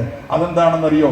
നമ്മൾ പ്രവാചകന്മാരുടെ ഡ്യൂട്ടി ഏൽപ്പിക്കപ്പെട്ട സമുദായമാണ്, പ്രവാചകന്മാരുടെ ഡ്യൂട്ടി ഏൽപ്പിക്കപ്പെട്ട സമൂഹമാണ്. പ്രവാചകന്മാർ ഒരു കാലത്ത് എന്ത് ചെയ്തു? സത്യത്തിന്റെ സാക്ഷികളായിട്ട് ജീവിച്ചു. അങ്ങനെ സത്യത്തിന്റെ സാക്ഷികളായിട്ട് ജീവിച്ച പ്രവാചകന്മാർ അന്ത്യപ്രവാചകന് ശേഷം ആ ദൗത്യവും ഉത്തരവാദിത്വവും ഏൽപ്പിക്കപ്പെട്ടിട്ടുള്ളത് നമ്മിലാണ് എന്ന് പ്രിയമുള്ളവരെ നമ്മൾ തിരിച്ചറിയണം. അള്ളാഹുവിന്റെ റസൂലിന്റെ അവസാനത്തെ വസിയത്ത് എന്താണെന്നറിയോ? നബി തിരുമേനി സ്വല്ലല്ലാഹു അലൈഹി വസല്ലം ലോകത്തോട് വിട പറയുമ്പോൾ നൽകിയ വസിയത്ത്, ഒരു സമൂഹം എന്ന നിലക്ക് നൽകിയ വസിയത്ത്, ഹജ്ജത്തുൽ വിദാഇലെ അവസാനത്തെ പ്രസംഗത്തിൽ അള്ളാഹുവിന്റെ റസൂല് പറഞ്ഞ വസിയത്ത. അതെന്താണെന്നറിയോ? ആളുകളോട് ചോദിച്ചു, അലാ ഹൽ ബല്ലഗ്തു, ഈ സന്ദേശം ഞാൻ നിങ്ങളിൽ പൂർത്തീകരിച്ചില്ലേ? ഞാൻ എന്റെ സന്ദേശം നിങ്ങളിൽ പൂർത്തീകരിച്ചില്ലേ? ഞാൻ ഏൽപ്പിക്കപ്പെട്ട ദൗത്യം ഞാൻ നിർവഹിച്ചില്ലേ? നിങ്ങളെ സത്യം ഞാൻ പഠിപ്പിച്ചില്ലേ? നിങ്ങൾക്ക് ബോധ്യപ്പെട്ടില്ലേ എന്നവരോട് ചോദിച്ചപ്പോൾ അവർ പറഞ്ഞു, ഖദ് ബല്ലഗ്ത യാ റസൂലല്ലാഹ്, അല്ലാഹുവിന്റെ പ്രവാചകരെ താങ്കൾ നിർവഹിച്ചിരിക്കുന്നു, താങ്കളുടെ ദൗത്യം താങ്കൾ പൂർത്തീകരിച്ചിരിക്കുന്നു. അപ്പോൾ അല്ലാഹുവിന്റെ റസൂൽ ആകാശത്തേക്ക് കൈയുയർത്തിക്കൊണ്ട് പറഞ്ഞു, അല്ലാഹുമ്മ ഷ്ഹദ്, അല്ലാഹുമ്മ ഷ്ഹദ്, അല്ലാഹുവേ നീ സാക്ഷിയാണ്, നീ സാക്ഷിയാണ്. എന്നിട്ട് അല്ലാഹുവിന്റെ റസൂൽ ആളുകളിലേക്ക് തിരിഞ്ഞു നിന്നിട്ട് ഒരു കാര്യം പറഞ്ഞു, ഫല്യുബല്ലിഗ് ഷാഹിദുൽ ഗായിബ്, ഇവിടെ ഉള്ളവർ ഇല്ലാത്തവർക്ക് ഈ സന്ദേശം എത്തിച്ചു കൊടുക്കണം, ഇവിടെ ഉള്ളവർ ഇല്ലാത്തവർക്ക് ഈ സന്ദേശം എത്തിച്ചു കൊടുക്കണം. അഥവാ ഇത് മനസ്സിലായ മുസ്ലിങ്ങളെ, ഈ സന്ദേശം മനസ്സിലാക്കിയ മുസ്ലിങ്ങളെ, അള്ളാഹുവിനെ കുറിച്ച് അറിഞ്ഞ മുസ്ലിങ്ങളെ, പരലോകത്തെ കുറിച്ച് മനസ്സിലാക്കിയ മുസ്ലിങ്ങളെ, പ്രവാചകനെ കുറിച്ച് അറിഞ്ഞ മുസ്ലിങ്ങളെ, ഖുർആൻ അറിഞ്ഞ മുസ്ലിങ്ങളെ, ദീൻ അറിഞ്ഞ മുസ്ലിങ്ങളെ, ഇഹലോകത്ത് ക്ഷേമവും പരലോകത്ത് മോക്ഷവും കിട്ടുന്ന ജീവിത മാർഗം ഇതാണെന്ന് ഉൾക്കൊണ്ടിട്ടുള്ള മനസ്സിലാക്കിയിട്ടുള്ള മുസ്ലിങ്ങളെ, ഇതറിയാത്ത മനുഷ്യർ നിങ്ങളുടെ ചുറ്റും നിങ്ങളുടെ രാജ്യത്തും ലോകത്തും ജീവിക്കുന്നുണ്ടെങ്കിൽ അവർക്ക് ഈ സന്ദേശം എത്തിച്ചു കൊടുക്കാനുള്ള ബാധ്യത നിങ്ങൾക്കുണ്ട് എന്നാണ് ഹജ്ജത്തുൽ വിദാഇലെ അറഫാ മൈതാനിയിൽ നിന്നുകൊണ്ട് റസൂലുള്ളാഹി സ്വല്ലല്ലാഹി അലൈഹി വസല്ലം തിരുമേനി പ്രഖ്യാപിച്ചത്. അതാണ് അന്തിമ വസിയത്ത് എന്ന് ഞാൻ പറഞ്ഞത്. ആ വസിയത്ത് മുസ്ലിങ്ങൾ അങ്ങോട്ട് സ്വീകരിച്ചു. ആ കേട്ടു നിന്നവർ സ്വീകരിച്ചു. അവര് ഹജ്ജ് കഴിഞ്ഞിട്ട് ചരിത്രകാരന്മാർ പറയുന്നുണ്ട്, ഹജ്ജ് കഴിഞ്ഞിട്ട് മുസ്ലിങ്ങൾ പലരും സ്വന്തം നാട്ടിലേക്ക് തിരിച്ചു പോയില്ല, സ്വന്തം നാട്ടിലേക്ക് പോയില്ല, വീട്ടിലേക്ക് പോയില്ല. നബി സല്ലല്ലാഹു അലൈഹി വസല്ലം പറഞ്ഞില്ലേ, ഇത് കേട്ടവർ കേൾക്കാത്തവർക്ക് എത്തിച്ചു കൊടുക്കട്ടെ, അറിഞ്ഞവർ അറിയാത്തവർക്ക് എത്തിച്ചു കൊടുക്കട്ടെ. ആ സന്ദേശം ലോകത്തിന്റെ നാനാഭാഗങ്ങളിൽ പ്രചരിപ്പിക്കാനായിട്ട് അവർ മുമ്പോട്ട് പോയി. ഒരു വായന ഒരിടത്ത് ഞാൻ വായിച്ചിട്ടുണ്ട്, 1,40,000-40,000 ആളുകൾ നബി സല്ലല്ലാഹു അലൈഹി വസല്ലമയുടെ കൂടെ ആ ഹജ്ജിനുണ്ടെന്നാണ്. അത്രയും പ്രചാരണം കൊടുത്ത് കിട്ടാവുന്നിടത്തോളം ആളുകളെ മുഴുവനും ഒരുമിച്ച് കൂട്ടിയിട്ടാണ് ഹജ്ജ്. 1,40,000 വരുന്ന സ്വഹാബികൾ, അതൊക്കെ സ്വഹാബിമാരല്ലേ? ആ സ്വഹാബിമാരിൽ പിന്നെ അവരൊക്കെ എവിടെ പോയി? മക്കയിലും മദീനയിലുമായി മറവട്ട് കിടക്കുന്നത് 10,000-ൽ താഴെ സ്വഹാബ മാത്രമാണ്, അവരുടെ ഖബറ് മാത്രമേ ഉള്ളൂ. ബാക്കിയുള്ളവരെവിടെ? അതിനെക്കുറിച്ച് പണ്ഡിതന്മാര് പറഞ്ഞ എന്താണെന്നറിയോ? അതിനെക്കുറിച്ച് ചരിത്രകാരന്മാര് പറഞ്ഞെന്നറിയോ? നബി സല്ലല്ലാഹു അലൈഹി വസല്ലമയുടെ ആഹ്വാനം കേട്ട്, എന്ത്? അറിഞ്ഞവർ അറിയാത്തവർക്ക്, കേട്ടവർ കേൾക്കാത്തവർക്ക് ഈ സന്ദേശം പ്രചരിപ്പിക്കട്ടെ, എത്തിക്കട്ടെ എന്ന് പറഞ്ഞപ്പോ ഈ ദീനിന്റെ പ്രബോധന ദൗത്യം ഏറ്റെടുത്ത് ലോകത്തിന്റെ വിവിധ ഭാഗങ്ങളിൽ പോയിട്ട് സഞ്ചരിച്ച് പ്രബോധന പ്രവർത്തനങ്ങൾ നടത്തി വിവിധ ദേശങ്ങളിൽ അവര് മരിച്ചു, മണ്ണടിഞ്ഞു, മറമാടപ്പെട്ടു പോയി. അതുകൊണ്ടാണ് 10,000-ൽ താഴെ ഖബറുകൾ മക്കയിലും മദീനയിലുമായിട്ടുള്ളത്. 1,40,000-ൽ വരുന്ന ബഹുഭൂരിപക്ഷം മനുഷ്യർ ലോകത്തിന്റെ വിവിധ ഭാഗങ്ങളിലേക്ക് പോയി. അങ്ങനെയാണ് ഇസ്ലാം ലോകത്ത് പ്രചരിച്ചതില്ലേ? 30 കൊല്ലം കൊണ്ട് 50 ലക്ഷം ചതുരശ്ര കിലോമീറ്റർ ചുറ്റളവിൽ ഇസ്ലാമിന്റെ സന്ദേശം പ്രചരിച്ചു. എങ്ങനെ പ്രചരിച്ചു എന്നറിയോ? ഈ പറഞ്ഞ അള്ളാഹുവിന്റെ റസൂലിന്റെ സന്ദേശം ഏറ്റെടുത്തിട്ട് കേട്ടിട്ട് ആ ദൗത്യം നിർവഹിക്കാൻ, ദീനീ പ്രബോധനം, ഇസ്ലാമിന്റെ സന്ദേശം, അള്ളാഹുവിന്റെ സന്ദേശം, സത്യത്തിന്റെ സന്ദേശം നിർവഹിക്കാൻ, അവർക്കിടയിൽ സത്യസാക്ഷ്യം നിർവഹിക്കാൻ, സത്യസാക്ഷ്യ നിർവഹണം നടത്താൻ വേണ്ടി മനുഷ്യരെ ഇറങ്ങി പുറപ്പെട്ടു പോയതാ. അന്ന് മുതൽ ഇന്ന് വരെ ജീവിക്കുന്ന ഈ ഉമ്മത്തിന് ആ ബാധ്യതയുണ്ടെന്ന് നമ്മൾ മനസ്സിലാക്കണം. അന്ന് അവരത് മനോഹരമായി നിർവഹിച്ചു. അങ്ങനെയാണ് ദീനിന്റെ പ്രചാരണം, പ്രബോധനം ഉണ്ടായത്.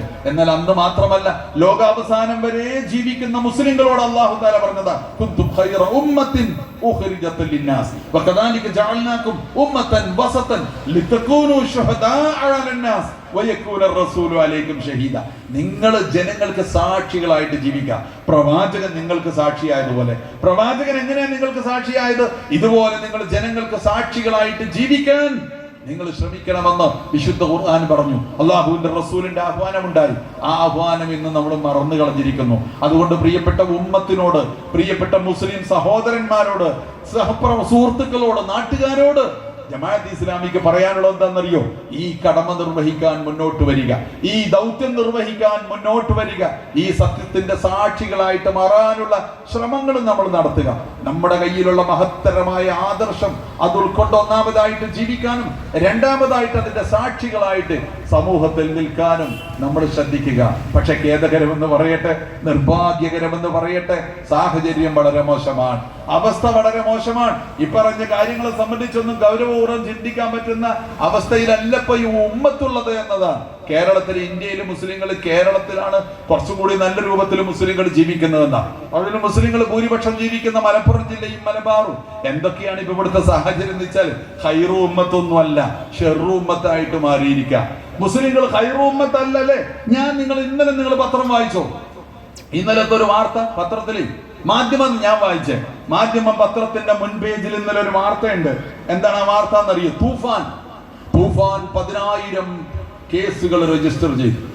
തൂഫാൻ എന്ന് പറഞ്ഞാൽ മയക്കുമരുന്നിനെതിരെയുള്ള വേട്ടയാണ്, ഗവൺമെന്റ് നടത്തുന്ന പോലീസിന്റെ വേട്ട. തൂഫാൻ 10,000 കേസുകൾ റിപ്പോർട്ട് ചെയ്തു, കേസുകൾ രജിസ്റ്റർ ചെയ്തു എന്ന് പറഞ്ഞിട്ട് തൊട്ടുടനെ വന്ന വാർത്ത എന്നറിയോ? ഏറ്റവും കൂടുതൽ ആളുകൾ അറസ്റ്റ് ചെയ്യപ്പെട്ടിട്ടുള്ളത് മലപ്പുറം ജില്ലയിലാകുന്നു. ഇത് ഖൈറു ഉമ്മത്താണോ? ഇത് ഷെറു ഉമ്മത്താണോ? മയക്കുമരുന്ന് പിടിച്ചു, കൃത്രിമ തോന്നിയാസങ്ങൾ നടന്നു, കുറ്റവാളികളുടെ ഫോട്ടോ വരും, പേര് വരും. ആരാ? ജയിലുകളിൽ പോയി നോക്ക്, ആരാ? ഏതാണ്? എവിടെയാണ് ഈ ഖൈറു ഉമ്മത്ത്? ഇതിനെക്കുറിച്ച് ബോധവാന്മാരാണോ സമൂഹം? ഇത് ബോധവൽക്കരിക്കേണ്ടുന്ന പണ്ഡിതന്മാരും സമുദായ നേതാക്കളും സംഘടനാ നേതാക്കളും ഇതിനെക്കുറിച്ച് ചിന്തിക്കുന്നുണ്ടോ? അവർക്ക് വേറെ പണിയാണ്. സംഘടനാ മത്സരങ്ങൾ നടക്കുന്നു, അല്ലെങ്കിൽ ഇസ്ലാമിൽ ഒട്ടും പ്രാധാന്യമില്ലാത്തതോ അല്ലെങ്കിൽ അപ്രസക്തമായ കാര്യങ്ങളുടെ പിന്നാലെ പോകുന്നു. ഘോഷങ്ങളും ആഘോഷങ്ങളും അലങ്കാരങ്ങളും ദീപങ്ങളും എന്ന് പറഞ്ഞ ശബ്ദഗാനമായ ഘോഷഗാനമായിട്ടുള്ള പരിപാടികളുമായിട്ട് മുമ്പോട്ട് അടിസ്ഥാനപരമായി ഉമ്മത്തിനെ മറന്നിരിക്കാം അല്ലേ? ഇപ്പൊ നമ്മുടെ ഓണാഘോഷമൊക്കെ നടന്നില്ലേ? ഓണാഘോഷം ആഘോഷിക്കുന്നവർക്ക് നമ്മളെല്ലാ ആശംസകളും നേരുന്നു അല്ലേ? പക്ഷെ ഓണാഘോഷം എന്നൊക്കെ പറഞ്ഞിട്ട് ഈ സമുദായം കാട്ടിക്കൂട്ടിയ കോപ്പിരാട്ടികൾ നിങ്ങൾ ശ്രദ്ധിച്ചോ? മീഡിയകൾ നിങ്ങൾ ശ്രദ്ധിച്ചോ? എന്തൊക്കെ തോന്നിയാസങ്ങൾ, ആൺ പെൺ വ്യത്യാസമില്ലാതെ നമ്മുടെ കുട്ടികളിലെ ഹൈന്ദവ സുഹൃത്തുക്കൾ അന്തം വിട്ടു പോയിരിക്കാം. ഹൈന്ദവ സുഹൃത്തുക്കൾ പടച്ചോനെ, ഇതാണ് ഞങ്ങൾ ഇങ്ങനെ ഒരു ഓണം കണ്ടിട്ടില്ലല്ലോ, എവിടുന്ന് നിങ്ങൾക്ക് ഇങ്ങനെ ഒരു ഓണം ഉണ്ടായത് എന്ന് ചോദിക്കുന്ന വിധം എന്താണ് നിലവിട്ട ഇതാണ്. ഇതിപ്പോ ഹൈറൂമത്താ, ഇത് ഷെറൂമത്തായിട്ട് മാറിയിരിക്കാം. മുസ്ലിം ഉമ്മത്തിനോട്, ഇസ്ലാമിക സമൂഹത്തോട് നമുക്ക് പറയാനുള്ളത് തിരിച്ചു നടക്കണം. കുന്തും ഖൈറ ഉമ്മത്തിൻ ഉഖ്രിജത് ലിന്നാസ്. കർമ്മം കൊണ്ടും ജീവിതം കൊണ്ടും സത്യത്തിന്റെ സാക്ഷികളാവണം, മാതൃകാപരമായിട്ട് ജീവിക്കണം. നമ്മളെ കണ്ടാൽ സത്യമറിയണം, നമ്മളെ കണ്ടാൽ ദീൻ അറിയണം.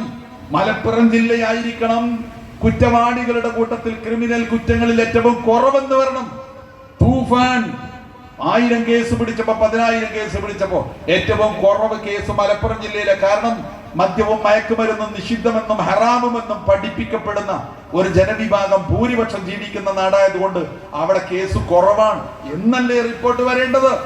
അങ്ങനെയാണ് വരേണ്ടത്. പക്ഷേ സംഭവിച്ചുകൊണ്ടിരിക്കുന്നതും. അതുകൊണ്ട് ഉമ്മത്തിനോട് ഉണർന്ന് പ്രവർത്തിക്കണമെന്ന് ഉമ്മത്തിന് നേതൃത്വം നൽകുന്ന പണ്ഡിതരോടും നേതാക്കളോടും ഭാരവാഹികളോടും ഒക്കെ പറയാൻ ഇസ്ലാമിക പ്രസ്ഥാനം ജമാഅത്തെ ഇസ്ലാമി ആഗ്രഹിക്കുകയാണ്. അപ്പൊ മുസ്ലിം സുഹൃത്തുക്കളോട് പറയാനുള്ള ഒരു കാര്യത്തെ കുറിച്ച് പറഞ്ഞു, ഉമ്മത്തിനോട് പറയാനുള്ള, മുസ്ലിം സമൂഹത്തെ കുറിച്ചും പറയാനുള്ള ഒരു കാര്യത്തെ കുറിച്ച് സാന്ദർഭികമായി പറഞ്ഞു എന്ന് മാത്രം ഞാൻ അവസാനിപ്പിക്കുകയാണ്. ഈ പ്രസ്ഥാനമുണ്ടല്ലോ ജമാഅത്തെ ഇസ്ലാമി 75 കൊല്ലമായിട്ട് ഇവിടെ ഇങ്ങനെ നിൽക്കല്ലേ.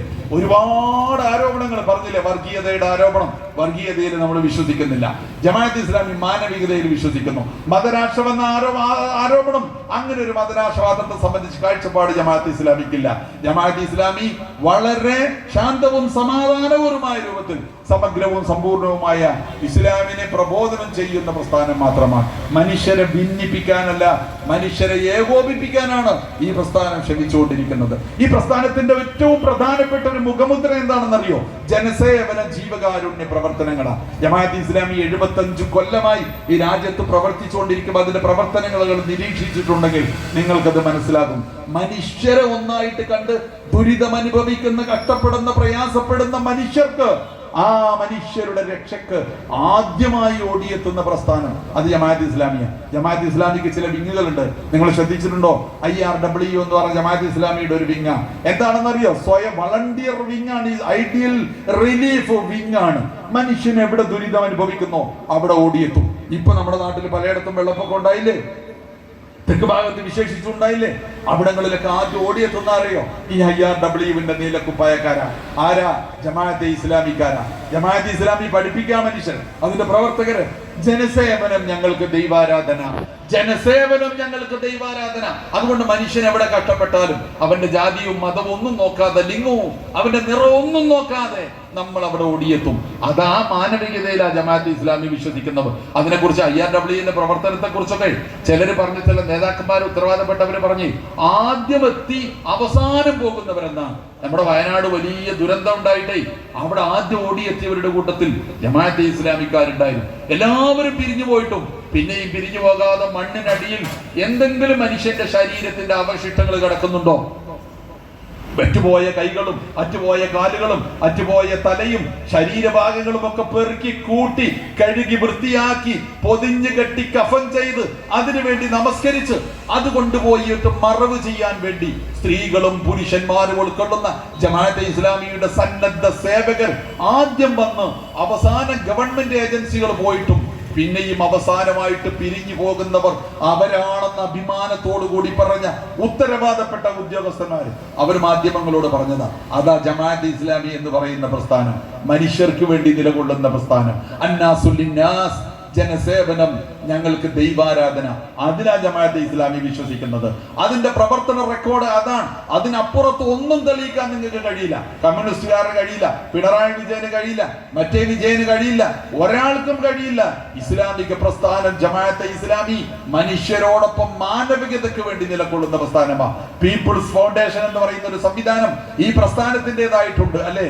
എത്രയെത്ര വീടുകളാണ് ആലംബഹീനരായ മനുഷ്യർക്ക് കേറി മയങ്ങാൻ കിടക്കാൻ ഒരു കൂരയില്ലാതെ തെരുവുകളിൽ അന്തി ഉറങ്ങുന്ന വാടക കൊലായികളിൽ കൃമികീടങ്ങളെ പോലെ ജീവിക്കേണ്ടി വരുന്ന മനുഷ്യർക്കില്ലേ മാന്യമായി അവരെ അധിവസിപ്പിക്കുന്ന പുനരധിവസിപ്പിക്കുന്ന അവർക്ക് വീടും സൗകര്യങ്ങളും ഒരുക്കി കൊടുക്കുന്ന കേരളത്തിൽ ആയിരക്കണക്കിന് വീടുകൾ നിർമ്മിച്ചു നൽകി ജീവിത സൗകര്യങ്ങൾ ഒരുക്കി കൊടുക്കുന്ന ജീവിത മാർഗങ്ങൾ ഒരുക്കി കൊടുക്കുന്ന തൊഴിൽ സംരംഭങ്ങൾ ഒരുക്കി കൊടുക്കുന്ന സംവിധാനം പീപ്പിൾസ് ഫൗണ്ടേഷൻ എന്ന് പറയുന്ന സംവിധാനം, ബൈത്തു സക്കാത്ത് എന്ന് പറയുന്ന സംവിധാനം, ഇതൊക്കെ മനുഷ്യർക്ക് വേണ്ടി ജനസേവനത്തിന് വേണ്ടി ജമാഅത്തെ ഇസ്ലാമി ഉണ്ടാക്കിയിട്ടുള്ള സംവിധാനങ്ങളാണ്. ഈ വഴിയിലും മാർഗത്തിലുമാണ് ഈ പ്രസ്ഥാനം മുമ്പോട്ട് പോകുന്നത്. ഇത് ജനങ്ങൾ തിരിച്ചറിയുന്നുണ്ട്, ഇത് ജനങ്ങൾ മനസ്സിലാക്കുന്നുണ്ട്. അതുകൊണ്ടാണ് എല്ലാറ്റിന്റെയും പിന്നിൽ ജമാഅത്തെ ഇസ്ലാമിയാണ്, ജമാഅത്തെ ഇസ്ലാമി അപ്പടി ഇപ്പടിയാണ്, കോത്താമ്പിയാണെന്ന് പറഞ്ഞ് ആടിനെ പട്ടിയാക്കാനും പട്ടിയെ പേപ്പട്ടിയാക്കി തല്ലിക്കൊല്ലാനുമുള്ള നിങ്ങളുടെ ശ്രമങ്ങളെ ബാലറ്റ് പേപ്പറിലൂടെ ജനങ്ങൾ ചോദ്യം ചെയ്തതും തിരിച്ചടിച്ചതും എന്നത് ഇപ്പൊ നമ്മുടെ ഏറ്റവും മുമ്പിലുള്ള ചരിത്രമാണ് എന്ന കാര്യം നമുക്കറിയാം. അതുകൊണ്ട് പ്രിയപ്പെട്ടവരെ, ഇത്തരത്തിലുള്ള തെറ്റായ അപവാദ പ്രചരണങ്ങളൊക്കെ അവസാനിപ്പിച്ചുകൊണ്ട് സമാധാനത്തിന്റെ ഒരു ആശയ സംവാദത്തിന്റെ തലങ്ങളിലേക്ക് പ്രസ്ഥാനങ്ങളൊക്കെ മുമ്പോട്ട് വരണം. എനിക്ക് കമ്മ്യൂണിസ്റ്റ് സുഹൃത്തുക്കളോട് ഞങ്ങൾക്ക് അതാ പറയാനുള്ളത്, മറ്റുള്ളവരോടും അതാണ് പറയാനുള്ളത്. ഈ നമ്പറുകളൊന്നും ഇനി അധിക കാലം ചെലവാവില്ല. ജമാഅത്തെ ഇസ്ലാമി എന്താണെന്ന് ജനങ്ങൾ മനസ്സിലാക്കും. സമാധാനപരമായ സഹവർത്തിത്വത്തിന്റെ, സ്നേഹ സംവാദത്തിന്റെ, ആശയ സംവാദത്തിന്റെ, സമാധാനപൂർണമായ ഒരു പ്രവർത്തനത്തിന്റെ ഒരു പ്രതലം, ഒരു അന്തരീക്ഷം ഇവിടെ രൂപപ്പെടണം. അതിലാണ് മനുഷ്യ സമൂഹത്തിന്റെ നന്മ, അതിലാണ് രാജ്യത്തിന്റെ നന്മ, അതിലാണ് സമൂഹത്തിന്റെ നന്മ. അതിലേക്കാണ് ഈ പ്രസ്ഥാനം ജനങ്ങളെ വിളിച്ചുകൊണ്ടിരിക്കുന്നത്. അതുകൊണ്ട് ആ പ്രസ്ഥാനത്തിന്റെ വിളിക്ക് ഗൗരവപൂർവ്വം നിങ്ങൾ ഉത്തരം നൽകണമെന്നും ശ്രദ്ധിക്കണമെന്നുമുള്ള അഭ്യർത്ഥനയാണ് അവസാനമായിട്ട് എനിക്ക് പറയാനുള്ളത്. ഈ പ്രസ്ഥാനം 75 കൊല്ലമായിട്ട് ഇവിടെ പ്രവർത്തിച്ച് മുമ്പോട്ട് പോകുന്നു. ഇനിയും ഇത് പൂർവാധികം ശക്തിയോടുകൂടി മുമ്പോട്ട് പോകും. ജനങ്ങൾക്ക് വേണ്ടി നിലനിൽക്കും. ദീനാനുകമ്പയുടെ ഭാഗമായിട്ട് ആലംബഹീനരുടെ കണ്ണീരൊപ്പുന്ന അശരണർക്കും ആലംബഹീനർക്കും ആശ്രയമായിട്ട് ഈ പ്രസ്ഥാനം നിലനിൽക്കും. സത്യത്തിന്റെ സന്ദേശമായിട്ട് ഈ പ്രസ്ഥാനം ഉയർത്തിക്കൊണ്ട് ഈ പ്രസ്ഥാനം നിലനിൽക്കും. അതിന്റെ മുന്നോട്ടുള്ള പ്രയാണം, അതിന്റെ പ്രയാണത്തിലെ വളരെ നിർണായകമായ പ്രവർത്തനങ്ങൾ ഇപ്പൊ നടന്നുകൊണ്ടിരിക്കുക. കേരളത്തിലുടനീളം ജമാഅത്തെ ഇസ്ലാമിയുടെ ഏരിയ സമ്മേളനങ്ങൾ, ആ സമ്മേളനത്തോടനുബന്ധിച്ച് വ്യത്യസ്തങ്ങളായ പ്രവർത്തനങ്ങൾ ബഹുജന പങ്കാളിത്തത്തോടുകൂടി നടന്നുകൊണ്ടിരിക്കുക. പ്രിയപ്പെട്ടവരെ, നമ്മുടെ ഏരിയയിലും നമ്മുടെ പുളിക്കൽ പ്രദേശത്തും അതിന്റെ പ്രവർത്തനങ്ങൾ നടക്കുന്നു. നിങ്ങൾ സഹകരിക്കണമെന്ന് നാട്ടുകാരോടും സുഹൃത്തുക്കളോടും അഭ്യുദയകാംക്ഷികളോടും ഞങ്ങൾ അഭ്യർത്ഥിക്കുകയാണ്. നിങ്ങൾ സഹകരിച്ചാൽ, നിങ്ങൾ സഹായിച്ചാൽ ഉറപ്പാണ് നിങ്ങൾ നേരിന്റെ മാർഗത്തിലാണ് സഹായിക്കുന്നത്, സത്യത്തിന്റെ മാർഗത്തിലാണ് നിങ്ങൾ സഹായിക്കുന്നത്, ധർമ്മത്തിന്റെയും മനുഷ്യ സ്നേഹത്തിന്റെയും സാഹോദര്യത്തിന്റെയും മാർഗത്തിലാണ് നിങ്ങളുടെ സഹകരണം. ഒരിക്കലും നിങ്ങൾക്ക് തെറ്റുകയില്ല, നിങ്ങൾക്ക് പിഴക്കുകയില്ല. അതുകൊണ്ട് നിങ്ങളുടെ സഹായ സഹകരണങ്ങൾ ഈ പ്രസ്ഥാനത്തിന്റെ കൂടെ എപ്പോഴും ഉണ്ടാകണമെന്ന് അഭ്യർത്ഥിച്ചുകൊണ്ട് ഇതുവരെ നിങ്ങൾ നൽകിയ എല്ലാ സ്നേഹത്തിനും, എല്ലാ സഹായങ്ങൾക്കും, എല്ലാ സഹകരണങ്ങൾക്കും ഹൃദയപൂർവ്വം നന്ദി രേഖപ്പെടുത്തിക്കൊണ്ട് ഞാൻ എൻ്റെ വാക്കുകൾ അവസാനിപ്പിക്കുകയാണ്. സർവശക്തനായ തമ്പുരാൻ നമ്മെ ഏവരെയും അനുഗ്രഹിക്കുമാറാകട്ടെ. നമ്മുടെ രാജ്യത്തിന് അല്ലാഹു തആല സമാധാനം നൽകട്ടെ. തമ്പുരാൻ സമാധാനം നൽകട്ടെ, ശാന്തി നൽകട്ടെ. മനുഷ്യർക്ക് സ്വസ്ഥവും ശാന്തവുമായി ജീവിക്കാൻ കഴിയുന്ന ഒരു ലോകം സൃഷ്ടിക്കാൻ നമുക്ക് സാധ്യമാകട്ടെ. അതിന് വിഘാതം സൃഷ്ടിക്കുന്ന മനുഷ്യരെ തമ്മിലടിപ്പിക്കുന്ന ദുഷ്ടശക്തികൾ പരാജയപ്പെട്ടു പോകട്ടെ. ഇനി ലോകത്തും അല്ലാഹു സുബ്ഹാനഹു വ തആല നമ്മളെ വിജയിപ്പിക്കട്ടെ. പ്രിയപ്പെട്ടവരെ, നമ്മൾ ഇവിടെ ഒരുമിച്ച് കൂടിയിട്ടില്ലേ? ഒരുപാട് കാര്യം നമ്മൾ പറഞ്ഞതും കേട്ടതും റബ്ബ് സുബ്ഹാനഹു വ തആല നമ്മിൽ നിന്ന് സ്വാലിഹായ അമലായി സ്വീകരിക്കട്ടെ. അതിന്റെ ഫലങ്ങൾ നമുക്ക് നൽകട്ടെ, അതിന്റെ ഗുണം നമുക്ക് നൽകട്ടെ. നമ്മളിവിടെ ഒരുമിച്ച് കൂടിയ സമയം 2-3 മണിക്കൂർ നമ്മളിവിടെ ഒരുമിച്ച് കൂടിയില്ലേ? ഈ ഒരുമിച്ച് കൂടിയ സമയം നമ്മുടെ ജീവിതത്തിൽ ഏറ്റവും നല്ല കാര്യങ്ങൾക്ക് വേണ്ടി വിനിയോഗിച്ച സമയങ്ങളുടെ കൂട്ടത്തിൽ റബ്ബ് സുബ്ഹാനഹു വ തആല രേഖപ്പെടുത്തട്ടെ. നാളെ ഇതുപോലെ അവന്റെ ജന്നാത്തുൽ ഫിർദൗസിലും നമ്മളെ ഒരുമിച്ച് കൂട്ടുമാറാകട്ടെ. നമ്മിൽ നിന്ന് പിരിഞ്ഞുപോയ നമ്മുടെ പ്രിയപ്പെട്ടവർക്ക് നാഥൻ മഗ്ഫിറത്തും മർഹബത്തും നൽകട്ടെ. നമ്മുടെ പ്രിയപ്പെട്ടവരോടൊപ്പം ജന്നാത്തുൽ ഫിർദൗസിൽ റബ്ബ് സുബ്ഹാനഹു വ തആല നമ്മളെ ഒരുമിച്ച് കൂട്ടുമാറാകട്ടെ. അല്ലാഹുമ്മ ജഅൽ ജമ്മന ഹദ ജമ്മൻ മർഹൂമ വതഫറഖനാ മിൻ ബഅദിഹി തഫറഖൻ മഅസൂമ വലാ തജഅൽ اللهم فينا ولا معنا شقيا ولا محروما ربنا آتنا في الدنيا حسنة وفي الآخرة حسنة وقنا عذاب النار ربنا تقبل منا إنك أنت السميع العليم وتب علينا إنك أنت التواب الرحيم واغفر لنا يا غافر المذنبين برحمتك يا أرحم الراحمين صلى الله على محمد صلى الله عليه وسلم സല്ലല്ലാഹു അലാ മുഹമ്മദ് സല്ലല്ലാഹു അലൈഹി വസല്ലം അല്ലാഹുമ്മ സ്വല്ലി അലാ മുഹമ്മദ് യാ റബ്ബി സ്വല്ലി അലൈഹി വസല്ലം വആഖിറു ദഅവാന അനിൽ ഹംദുലില്ലാഹി റബ്ബിൽ ആലമീൻ. അസ്സലാമു അലൈക്കും വറഹ്മത്തുള്ളാഹി വബറകാതുഹു. സേവന സമ്മേളനത്തിൻ്റെ ഈ ചടങ്ങ് ഇവിടെ അവസാനിക്കുകയാണ്. ഈ പരിപാടിയിൽ പങ്കെടുത്തുകൊണ്ട് ഉദ്ഘാടനം നിർവഹിച്ച് സംസാരിച്ച ജമാഅത്തെ ഇസ്ലാമി വൈസ് പ്രസിഡന്റ് ജില്ലാ വൈസ് പ്രസിഡന്റ് സക്കീർ ഹുസൈൻ സാഹിബിനെ നന്ദി രേഖപ്പെടുത്തുകയാണ്. ഈ പരിപാടിയുടെ അധ്യക്ഷൻ ജമാഅത്തെ ഇസ്ലാമി പൊളിക്കൽ ഏരിയ പ്രസിഡന്റ് അനീഫ് സാഹിബിനും സ്വാഗതം പറഞ്ഞ ഷാജാ മാഷിനും അതുപോലെ തന്നെ ഈ പരിപാടി സശ്രദ്ധം വീക്ഷിച്ചതും ശ്രമിച്ചതുമായ നല്ലവരായ ആൾക്കാർക്ക് നന്ദി പ്രകാശിപ്പിക്കുകയാണ്. ഇതിൻ്റെ പരിപാടിക്ക് വേണ്ടി സ്ഥലം നമുക്ക് ഒരുക്കി തന്നവർക്കും അതുപോലെ തന്നെ സൗണ്ട് ലൈറ്റ് സംവിധാനങ്ങളെല്ലാം തന്നെ സജ്ജീകരിച്ച എല്ലാവർക്കും നന്ദി രേഖപ്പെടുത്തുകയാണ്. വാഹ്ദാന അനിൽ ഹംദുലില്ലാഹി റബ്ബിൽ ആലമീൻ.